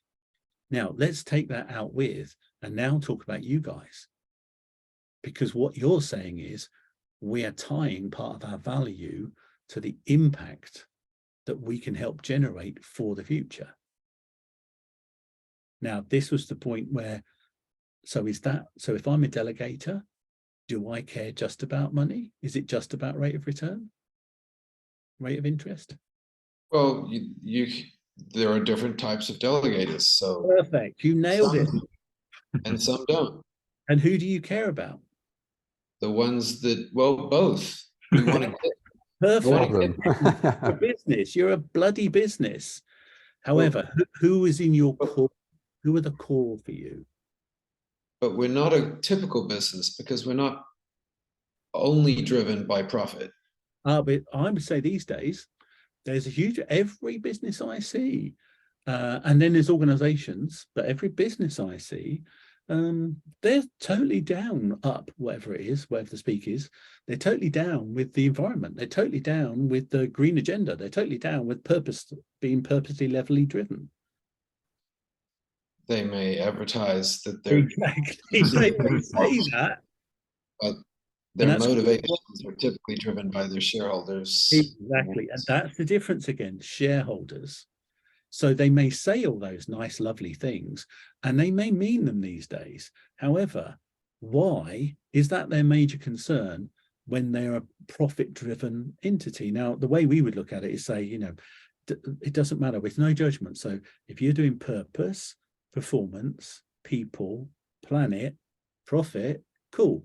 Because the idea is you're not scrunching, you know, I won't use the rude words, but you're not shafting someone else to get your stuff. So you're trying to be in the community, you're trying to be in the society, you're trying to be in the planet. You're trying to look at all those things positively now and next year, 10 years, 15 years time, whatever. Now, what's the issue you guys have? Well, part of it is it's an educational challenge because we're trying to convert the one group of users, delegators, whatever you want to call them, to be like-minded with the other group so that they value the service, the value that we add instead of just the revenue. Yeah. So Is this making sense, guys? Is this making sense? Are we on the same page, or has Vito done his app yet, or is he playing? Is he on Twister, or what's going on? Where are you? Abe's gone, I think. Yeah, you have to leave a little bit earlier. Yeah, that's cool. So where are you? Oh, is this discussion going somewhere for you? Is it poking you a bit? Is it making sense, or is it trash? So if I think about what's being said about suppliers and delegators, in CNC we have been trying to address our suppliers instead of our customers. So perhaps instead of trying to go after individual delegators, we need to target Cardano more. Hello? Yeah, sorry, Stephen. I just realised I'm still sharing. You have to tell me if it shares for too long because I forget the fact you can't see this. You've got a big fat screen going on. So perhaps we need to target more the protocol and companies building on top of the protocol than target individual delegators. That's one way of looking at it. There's nothing wrong with that, but that's the opposite message from where we are. You guys need delegators, yes or no? Yes. The distinction is if you treat them like customers, you're sort of getting there, but that's not what's driving them. They're not buying something from you. They're providing you a service and they're getting paid for it. Yeah. No, that's very good. Yeah, like that's the difference. Now then, so what's going to help you focus on getting the right? So do you need any delegator? Yeah, of course. No. What do you mean? Well, so Lambo bloke, Lambo bloke's going to rock up. Yeah. We want the targeted delegators that value the value that we add. They appreciate the value that we add. Exactly. And it doesn't mean, and this is the point, and I'm flipping into sales again, yeah, but how this tends to work is when someone's got a service to offer, what they do is there's a product, yeah, there's a price, there's a market, and there's a service. And what they tend to do is they will have anyone as a customer. So the car example is the guy walks into the Lambo into the Lambo showroom, and he's, you know, whatever he looks like, but he's, you know, he can be scruffy, he's got his tats on, whatever. And the guy's going to him, yeah, okay, so you know, this is a Lamborghini, it's going to cost a lot of money. And the guy goes, yeah, that's cool with me. I've got a big pocket full of money here. And so the guy goes, oh, okay, sell him the Lambo. But the point is, though, when the guy's going around, it's like, what was your last car, mate? He goes, it was a Fiat. Okay, so it was a Fiat. So why do you want a Lambo now then? Well, I found that I've got into a bit of money, and so I just fancy a Lambo. So if this guy's only been at an income level or a bracket where they bought Fiats, yeah, what do people who buy Fiats usually worry about? So where are you going with this is we're not targeting our sales material adequately. Not your sales, because I'm bending you, but you're not selling. But let's finish this bit off. What it is so the guy sells the Lambo to the bloke who usually buys a Fiat.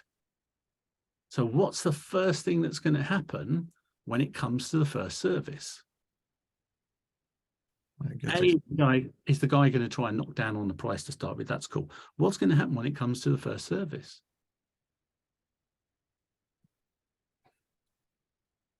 When you buy a Fiat, what do you usually buy on? I don't know. Never had a Are Fiat. Fiats expensive or cheap? Cheap. Generally, I'm being a bit mean to Fiats, but generally cheap. People buy Fiats because they're cheap or because they're Italian, and that's cool. But they buy them because they're cheap, generally. They buy Lamborghinis because they are Fast. Fast and expensive and status. Expensive. They are expensive. You don't go and buy a Lamborghini because it's cheap. You buy it because it's expensive. So the problem with when the Fiat guy buys a Lambo is the first time it comes in for service, is the guy going to go, no, don't worry about it. You said it's 5,000 euros. I'm happy to pay 6,000 euros because it's a Lamborghini and you'll just look after me better. Or is he going to go, here's my checklist. The windscreen wiper didn't work properly. The seat's very uncomfortable, bloody, bloody, blah. I want 20% back. So the Lambo, he's not fussy. He's worried about price. He wants what he would call value for money. And this is the problem about taking any customer.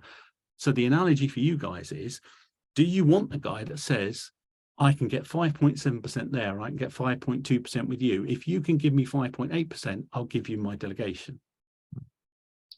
Well, I think I speak for everybody in saying that most of us try to present ourselves as giving the best of both. So we try to present ourselves as trustworthy and reliable, and we try to show that we cover that side of it, but at the same time, at no cost to the user, we also give them this other value. Exactly, at no cost to the user. What extra value do they get?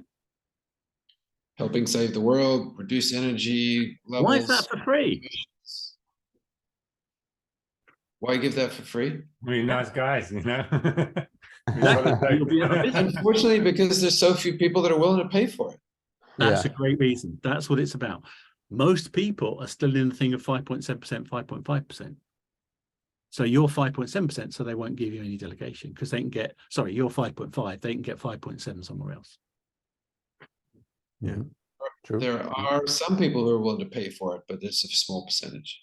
Exactly. But that small percentage, is it because they are, let's say, very financially focused, or is it because they don't understand your value? I don't think they care about the value that we provide. Who doesn't? Whoever doesn't stake with us, or whoever is not attracted by the offer that the additional value that we bring. Yeah. So look, there's a short and long-term answer to this bit. Is this helping? Because we're sort of right in the middle of it at the moment. There is an answer that will pop out, but are we happy being uncomfortable that it's a bit variable at the moment? Yeah, I think it's important, and it's clear that you have touched on the right aspect, because you're shaking and certain things are falling out of the tree, and it's against what we're used to thinking, isn't it? So therefore you can see that, yeah, in order to shuffle that a bit around, we need to, okay, go with the flow, but and see where it's leading, so that we can see, okay, looking back, this is what we're not seeing in the right way, because clearly it's or differently, just differently. And this is exactly what Devin was doing when he was saying, look, you don't understand, the money doesn't go anywhere, actually. It's exactly the same thing, but the other way around. Yeah. It's just a perspective. And perspective is this thing about being higher and having a bigger picture. Yeah, perception was the lens. Do they just worry about the commercial, the money, or do they worry about the cultural, the society, or the intangibles? Is it tangible or intangible? And like you said, in reality, you can have a mixture of both, aren't you? Because there isn't enough people out there at the moment who really are not too fussed about the rate of return, but they are worried about what you're going to, how you're going to help leverage causes that will save whatever. Yeah. So there is a mixture. I get that. But long term, we're after here. You may need to take some people to start with who are more worried about the money, but equally, right at the moment, there are enough people out there that would delegate to you. That's the assumption, that's the hypothesis. So why aren't they delegating to you? Either because they're not aware of you, or B, they're aware of you and they're not enticed enough. Correct. Aging. Yeah. So this bit then, so how do we know who the right sort of delegators for you might be? Someone with a lot of friends. They're your suppliers. Sorry, Christian. They're your suppliers. Yeah. So they're in your supply chain. So what is it going to be much more effective for you? We need to be advertising on Greenpeace's webpage. Perfect. Perfect. But the issue is then most of their people are not on that journey. This is the Fletcher bit, right? And the Johnson bit. They're not on that journey. They're too far down the stream. So where do you find people with a Greenpeace type attitude that are savvy with holding ADA or savvy holding crypto? Yeah. So that's the question. But the question inside that is, how do you know what sort of people would be really good guys to have in your tribe? And Influencers. University students that have a lot of friends. yeah, that's all. No, that's okay, but that's building the community. I'm not talking about building the community. I'm talking about building the value in the community. So it's all about being more effective and more leverage. So I'll show you this bit. Yeah. Well, Why did we spend time? Go on. Can I make one point before we go on? Yeah. I think, I hope, this is only me, maybe it's not all of CNC, but I hope that it's twofold. Not only we want to find more of the users who value the service, the value that we add, that are like-minded, but we also exist to try to convert, educate, and change the broader community so that they become aware of the value that we're adding and the importance of that. Fabulous. Now, I thought I'd stop screen sharing, but I don't think I have I? Because it says you're screen sharing. So look, I've now gone to the other page. So again, I can drop the link in again, but we're doing all this stuff for a reason. It's all linked together. So what we did last time, well, what did we do last time? Looked at our motivations. Yeah. Yeah. Mm-hmm. Now, I don't know if I did it for you guys. I think I did it for the others. Sorry. Purpose is thing, and that was like 2 weeks ago, isn't it? Yeah. So this was the bit when we did the, what are your personal drivers? In fact, I would argue, and I know I'm talking too much, but I would argue that the latter is more important than the former. We don't want to just find enough of the already like-minded people and get them to fill our pools. It's more important, actually, to try to start converting broader swaths of the community so that they become more like-minded. Now, that's your purpose journey. That's where we get to the point of decentralization and why that's important and the different models, because that fits into you as a financial services organization, explaining to people how they could keep more of their pension if they staked and save the planet, rather than buy another, let's not use that, rather than buy another shiny big building for another bank. Now, the bit I'd got in here, because I'm conscious of the time with it, the bit I'd got is, how can we know, how can we So what would be useful for you guys, if you could question all the delegators that could delegate their funds to you, what would you like to know in order for you to know that they're going to be a good match, good, and I've just said the word really, but a good match, good leverage. You're going to want the guys who are sort of in your space, aren't you? Yeah. Lambo are okay if you've got a Lambo position. You want to know if they're in line with what we are in line with. Perfect. And like I said, I'm sorry, because I did do this for the other guys, for the babies. I'll see if I can find, no, I won't find the baby version. There's the guys there for the babies, and their bit is what I did with them. Look, what you guys can do is, like we said, just pull off your top 3. Yeah. What are your top 3, 4, whatever you want to call it? What are your motivations? And so for a lot of you, if you remember that, a lot of them, the 2s, yeah, and this was like you guys were going to pull your totals out, but for a lot of you, look, the planet was important, wasn't it? 1 or 2. So yeah. Wouldn't it make sense if you had delegators who really cared about the planet? Yeah. Because you're not going to have to try and convince them that the impact stuff you're going to add, the extra value you're going to add, you're not going to have to explain to them as much why that's important. Yeah. And this is the problem with the bigger picture stuff. It starts off, you've got people who don't know about you and they don't care. Then you've got people that know about you and don't care. Then you've got people who know about you and they're sort of just not interested. They're not in the right zone. They're not in the right time or space or whatever, but one day they might be. And then you've got people who know about you and they're interested. Then you've got people who know about you and they're interested and they want to do something now. And there's people who care but don't know about us. And that's your funnel, is all that stuff. And so for you guys, it's, well, what do we do right away? And then what are the steps? How far out do we go? And do we care about the people who care or not? So that's building the funnel over time. Why you guys do that is because of that business I said earlier. Most people don't understand intangibles and most people don't understand tomorrow. So that's impact, isn't it? Yeah. Purpose over time, impact over time. That's what gets you to creating the dent in the universe or whatever. So part of it is start, if you can, identifying the people. And it's like you said, there's 2 ways of doing it. You either identify the people who are all aware of crypto and all the rest of it, and they perhaps not sorted their purpose out yet, but they're getting their heads around it. So they may be in another blockchain, for instance. Or you start in the space of people who are really, really into it, like Greenpeace, but they don't know about blockchain. And this stuff starts to, how can you start to, what questions would you ask to get people there?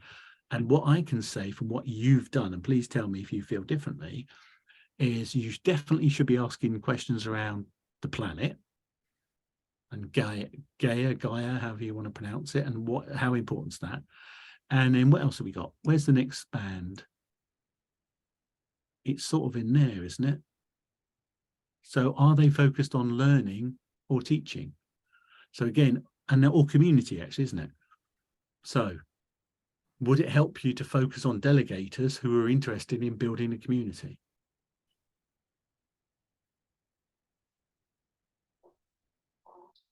Yeah, if you've got delegators building your community, it's like them doing the work and helping to grow. Being part of the community. Yeah. And they're on the journey of getting more involved in it. And wonder they might even be SPOs, you never know. And then the other bit I saw in there, and tell me what's most useful for you guys, isn't it?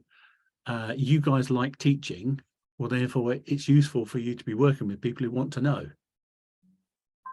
They want to learn. Yeah. So this is about targeting your outreach. Yes. Where to focus on the target of your outreach. And we have a third group, and that is other SPOs, because we want to try to convert as many SPOs as possible to renewables like-mindedness. That's it, because now you're looking to your one. It's important to have community. And again, you're absolutely nailed it. Now, the exciting bit for me is taking these SBO communities, which of course you can't be too close together, but you need to be close, and supporting them so that they can grow into an industry. And this is where I was spiking you a bit earlier, but this is the thing about earlier. My humble opinion, if you SBO community doesn't get sorted and protected so it can grow to adulthood, it will get killed off. It will get constrained and it won't be decentralized. Now, I know that sounds stupid, but there are different models of decentralization.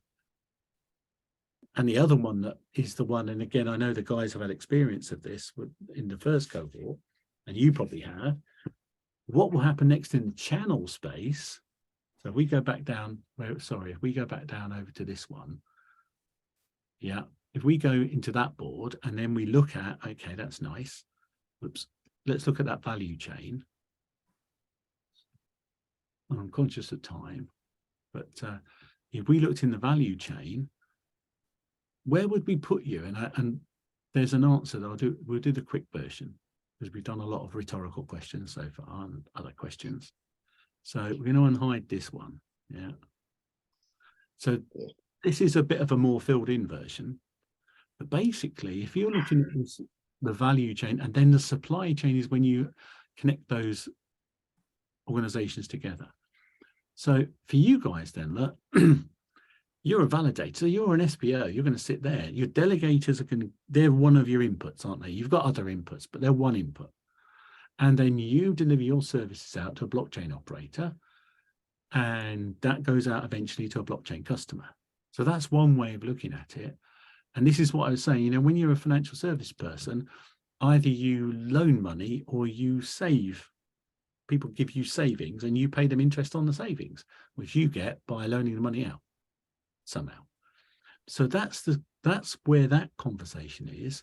And now we're saying, okay, in that space then, delegators who are your suppliers, if you can align with these guys, if you can communicate with them in a way that they find lowers their risk or heightens your value, then they'll delegate with you.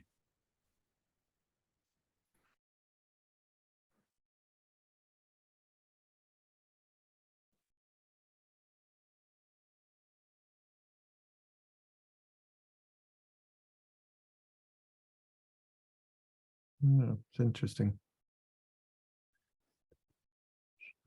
The extra rewards, that part is basically what we already offer. Yeah. So talk me through that. I don't understand. What's the extra rewards?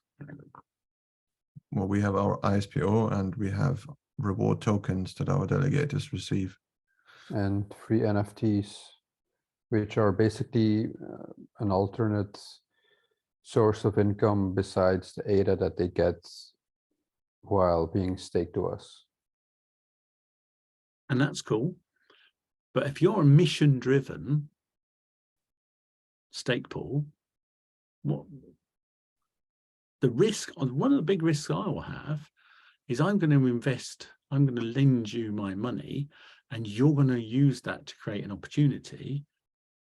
And I want to know that the cause I support, or the bag of causes, or the intent, the purpose of you guys aligns with my intent.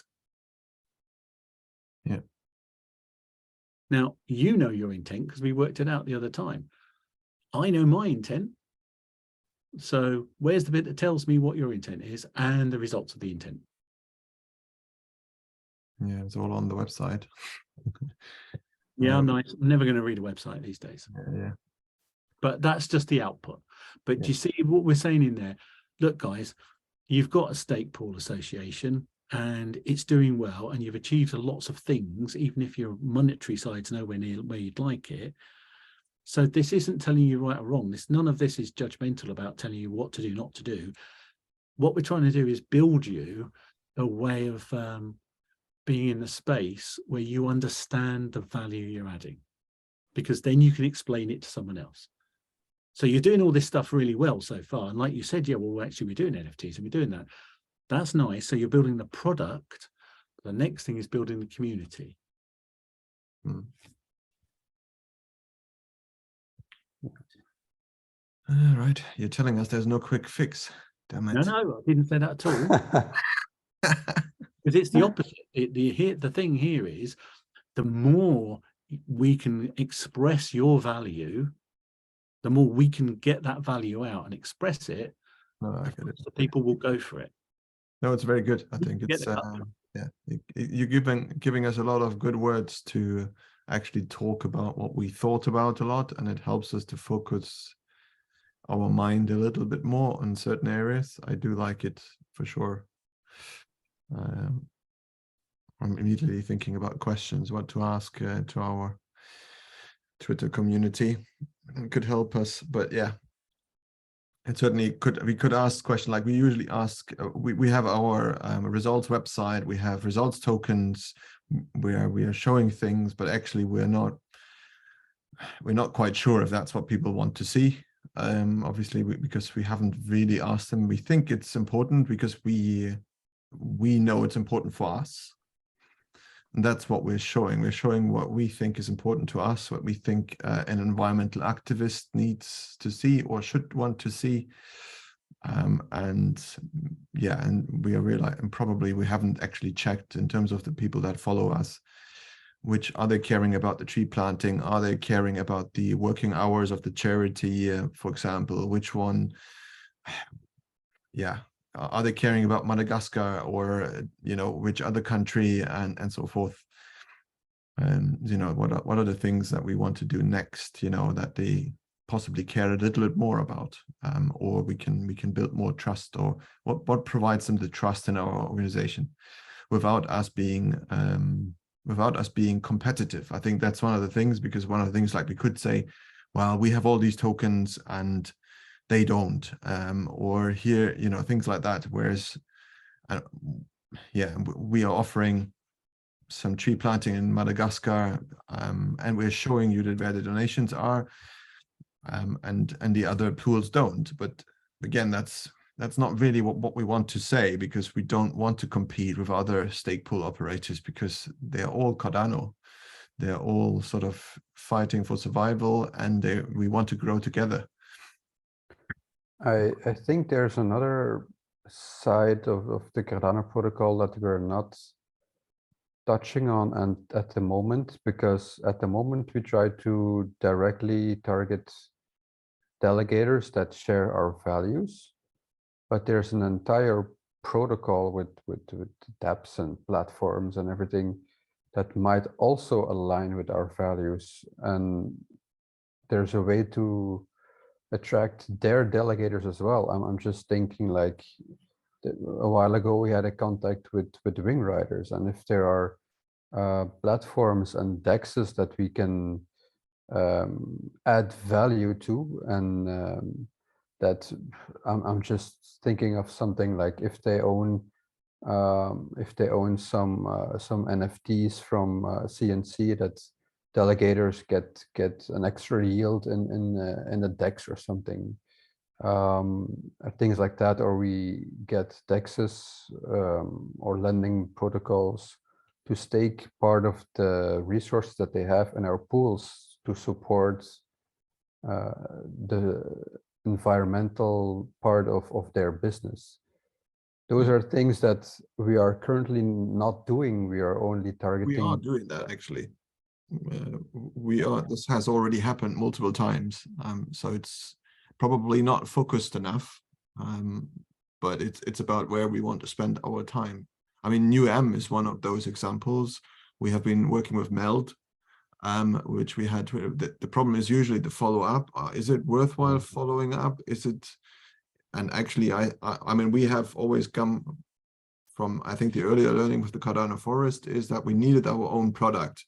And I think now, when we have our own product, in the sense that we have an ISPO, we have something we're doing together, we have sort of a strategy, it's something we can talk with people about. And that's why I think then it's easier to align it with and also build it and show that we have done that there's some trust, I guess, from the community if we can prove that we have done it.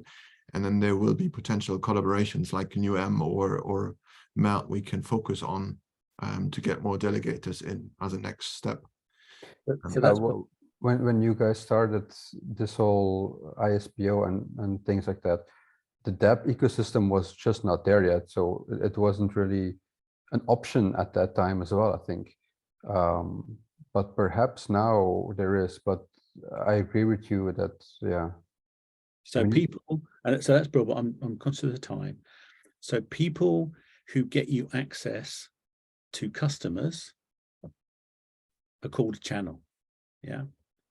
So this whole conversation where you've done brilliant work, it's a channel conversation. So it's part of the market side.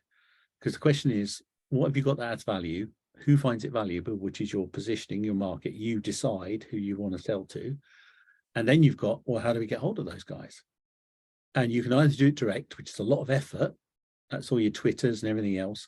Or you find people that already have that community and you go and build a relationship with those guys, and they've already got the relationship with their community and they put you through to their community, which is what you're saying now, isn't it, about your melds and everyone else.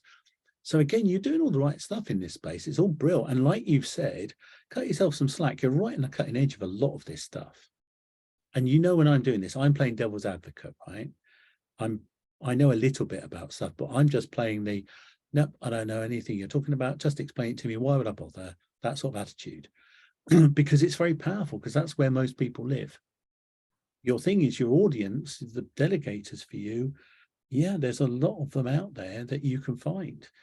The other side, the channel side, just to close this bit off to think about, again, if I give you another big, won't call it a war game, but another big strategy game, you're a financial institution now. You provide financial services that pay an interest rate.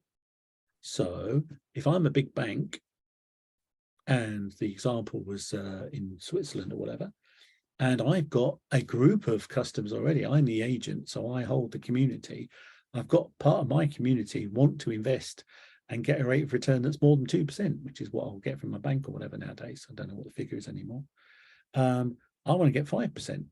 Oh, you guys can give me an interest rate of 5%. So I can come to you and say, right, I can give you 50,000 delegators that will fill your stake pool group.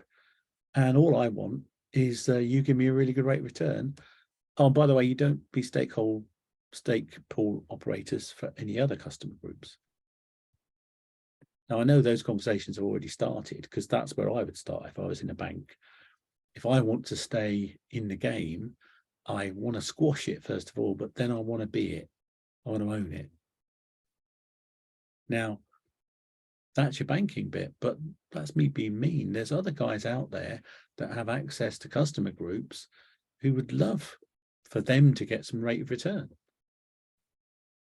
get benefit, because associations exist, don't they? Like you guys, they exist to serve their customers and add benefits and value to those customers. So there's what else is out there that own access to communities that might be quite aware of what you do or not aware, but don't care.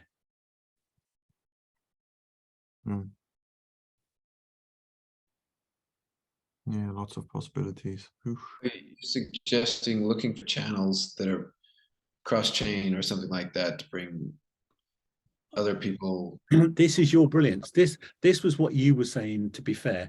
This is what you were saying about Greenpeace. Because you go to the Greenpeace membership with an offer, and the fact is, I don't know how many people are in Greenpeace, say it's 1 million people. Well, you only need 1,000. So there must be inside the Greenpeace movement people who are innovative enough and understand, if they understand the value you provide enough compared to the financial value, that would then say, right, I want to be part of that. Well, so actually we had, remember, who's the gal that sat in our meetings for a little while? So she was suggesting this sort of topic as well to us to think about people who aren't even in crypto yet, or people who are on other blockchains, and try to bring them in as potential audience to And our organization. The elephant in the room in that discussion, though, is the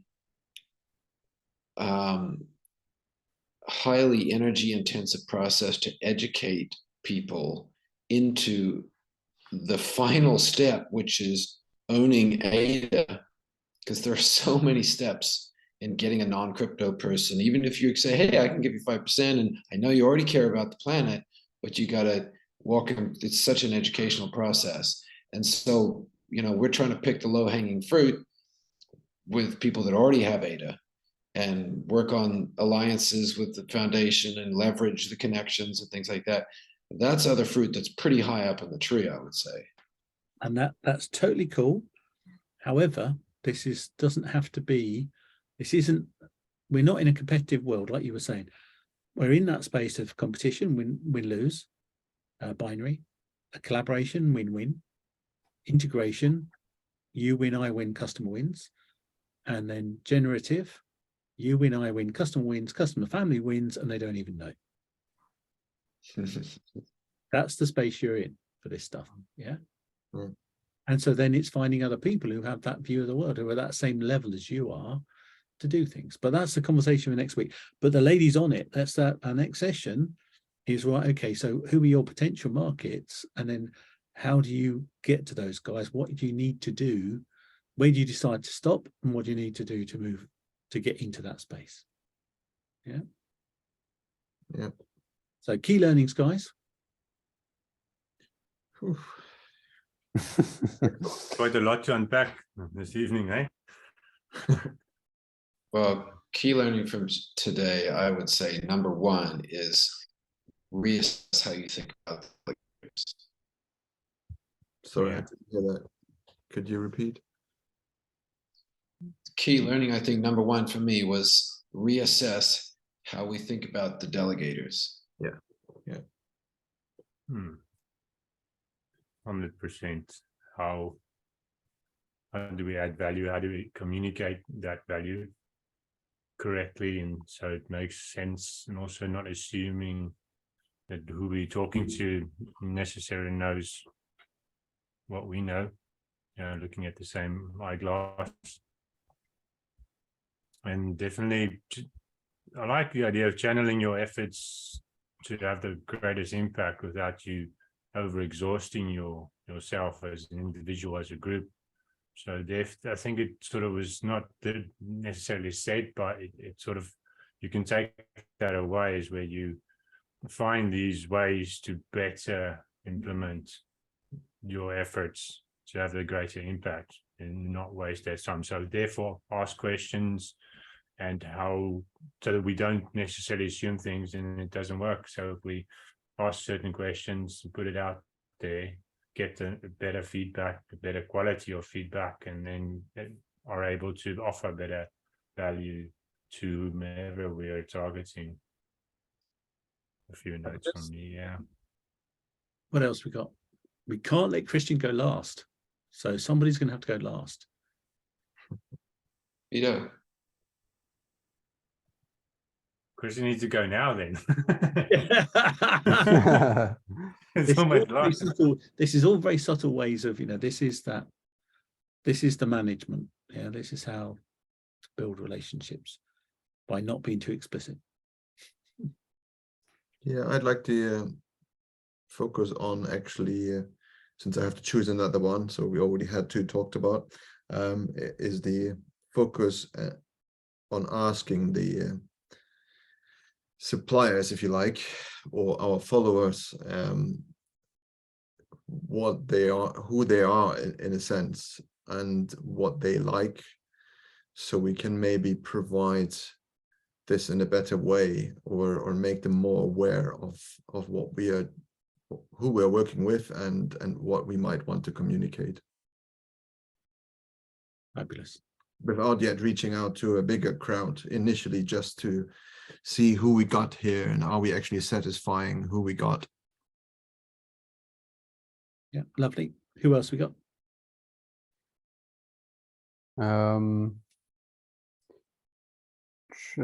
Figuring out who our customers are, the supplier customer relationship that within a stake pool is one to think about. Yeah, intuitively it's not the way you can look at it. I'm not saying that isn't any nuance in the whole relationship, but it's not as straightforward as you might think. Yeah.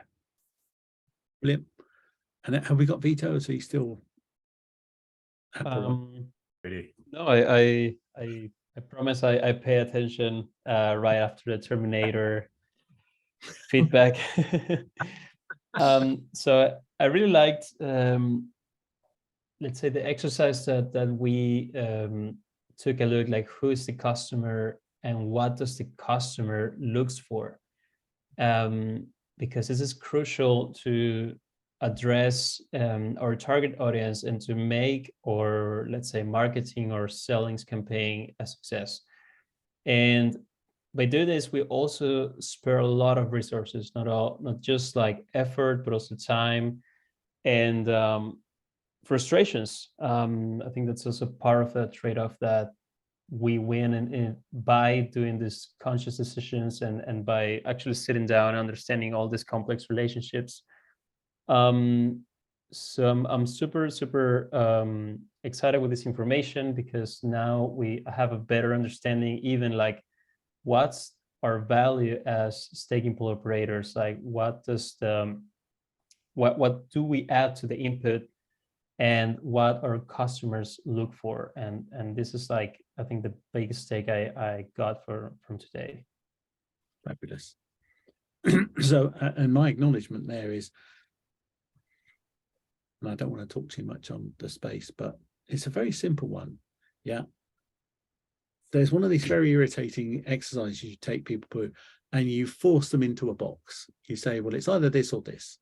And they go, but no, but sometimes it's this. And so you say, no, I don't care. It's this or this. Well, that's what we've been doing tonight. So like you just said, Vito, and the other guys have moved upon. So are delegators then your suppliers and they're not your customers? Well, no, you're in a complex adaptive system. They're everything, aren't we? We're all everything. We're all learning, we're all teaching. They may have ADA, they may have other crypto, they may have nothing. You may be, they may be marketing people, and you pay them for doing marketing, and they stake with you, and you do this, and they do this, and you. It's a very complex. So what we're just trying to do is nail some degrees of freedom to allow you guys to just get a framework. Of course, these guys are your customers as well, and users, or users, not customers. That's the whole point. Depends the perspective that you take, and that's all okay. Yeah, this is what and this is the acknowledgement again. What I often find, and I've worked with peeps in your space for a long time now, but what you often find is, and Tevo's a brilliant example of this, and there's a couple of other guys, but he can handle this huge complex thing in his head, like Christian was doing earlier. You can handle this massive things in your head, guys. The issue then is you assume everyone else can do the same. 99% of people, that's not how they see the world. It's not that they're not as smart as you or anything else. They're just different. They just have a different brilliance. So the issue is, you guys, how you think of this, you think it's normal. And in reality, you can handle all that stuff in your head and it doesn't cause you any grief. And what I've learned over the years is, for most people, it causes them extreme pain. Yeah. Your job is to do that, handle it. I suspect that, so, you know, we've done the Cardano forest, we've done Madagascar, we helped with some carbon calculations early on, currently working on the Catalyst funded proposal to assess the carbon footprint of the Cardano blockchain. I suspect that if we were to focus our energies on positioning CNC as the sort of organization that people identify with trying to make Cardano green, just leave it as simple as that. if we could position ourselves, and that is the way to do it, the carbon footprint thing. So there's this multifaceted vision of how CNC is trying to move Cardano to be as green as possible. I suspect that if we were effective in that strategy, we wouldn't have to worry about trying to get delegators in our pools to fill up to minimum minting of blocks, because there are plenty, as Harry said, there are plenty of delegators out there that just don't know about us. There's 3,000 pools, so many. We don't have visibility enough, but that's how we will get the visibility. And like you said, it's not just about eating someone else's lunch. It's about expanding this market, because it's potentially a different world. We'll have a different world if this stuff comes through, and if the guys in the impact space like Cardano deliver and can deliver what they've talked about, and you guys deliver what you've talked about, that will help us change things properly. And this is where I always get very not sanctimonious, but whatever the word is. So this is my point for you guys. You have an obligation to make this stuff work, because my daughter's future and whoever depends on you guys making this work. Yes. For all of us. Yeah. Because I don't have your vision. I spent a lot of my career working with people in your sort of space. I don't have that vision. It's not, I don't have that brilliance. I don't have the detail in it, but I know it's important. Now, there'll be a lot of people who have my level of awareness. They know it's important. They don't know how to get traction.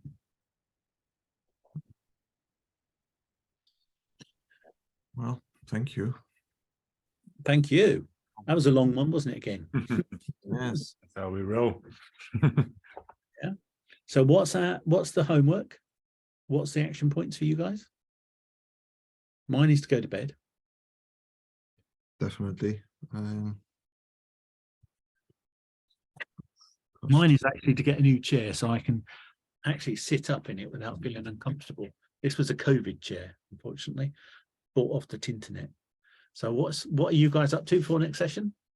I would propose that the homework be one or some of us write out just a brief bullet point list of the key learnings from today so that it can be shared with the rest of the CNC folks on Discord, because I think there was enough that came out of this session that is worthy of being shared.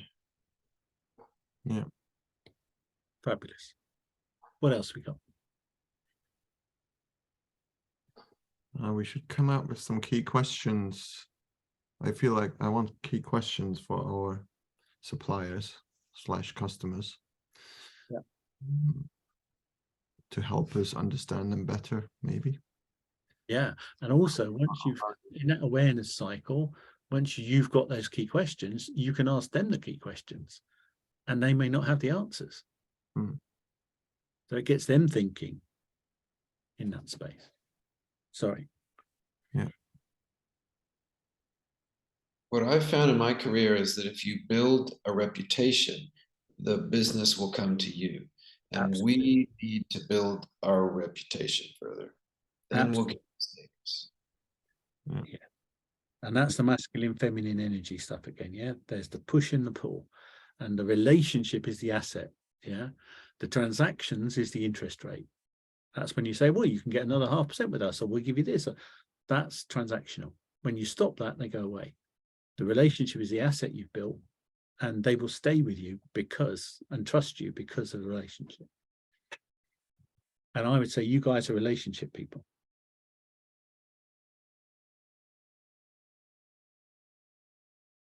Yeah. Fabulous.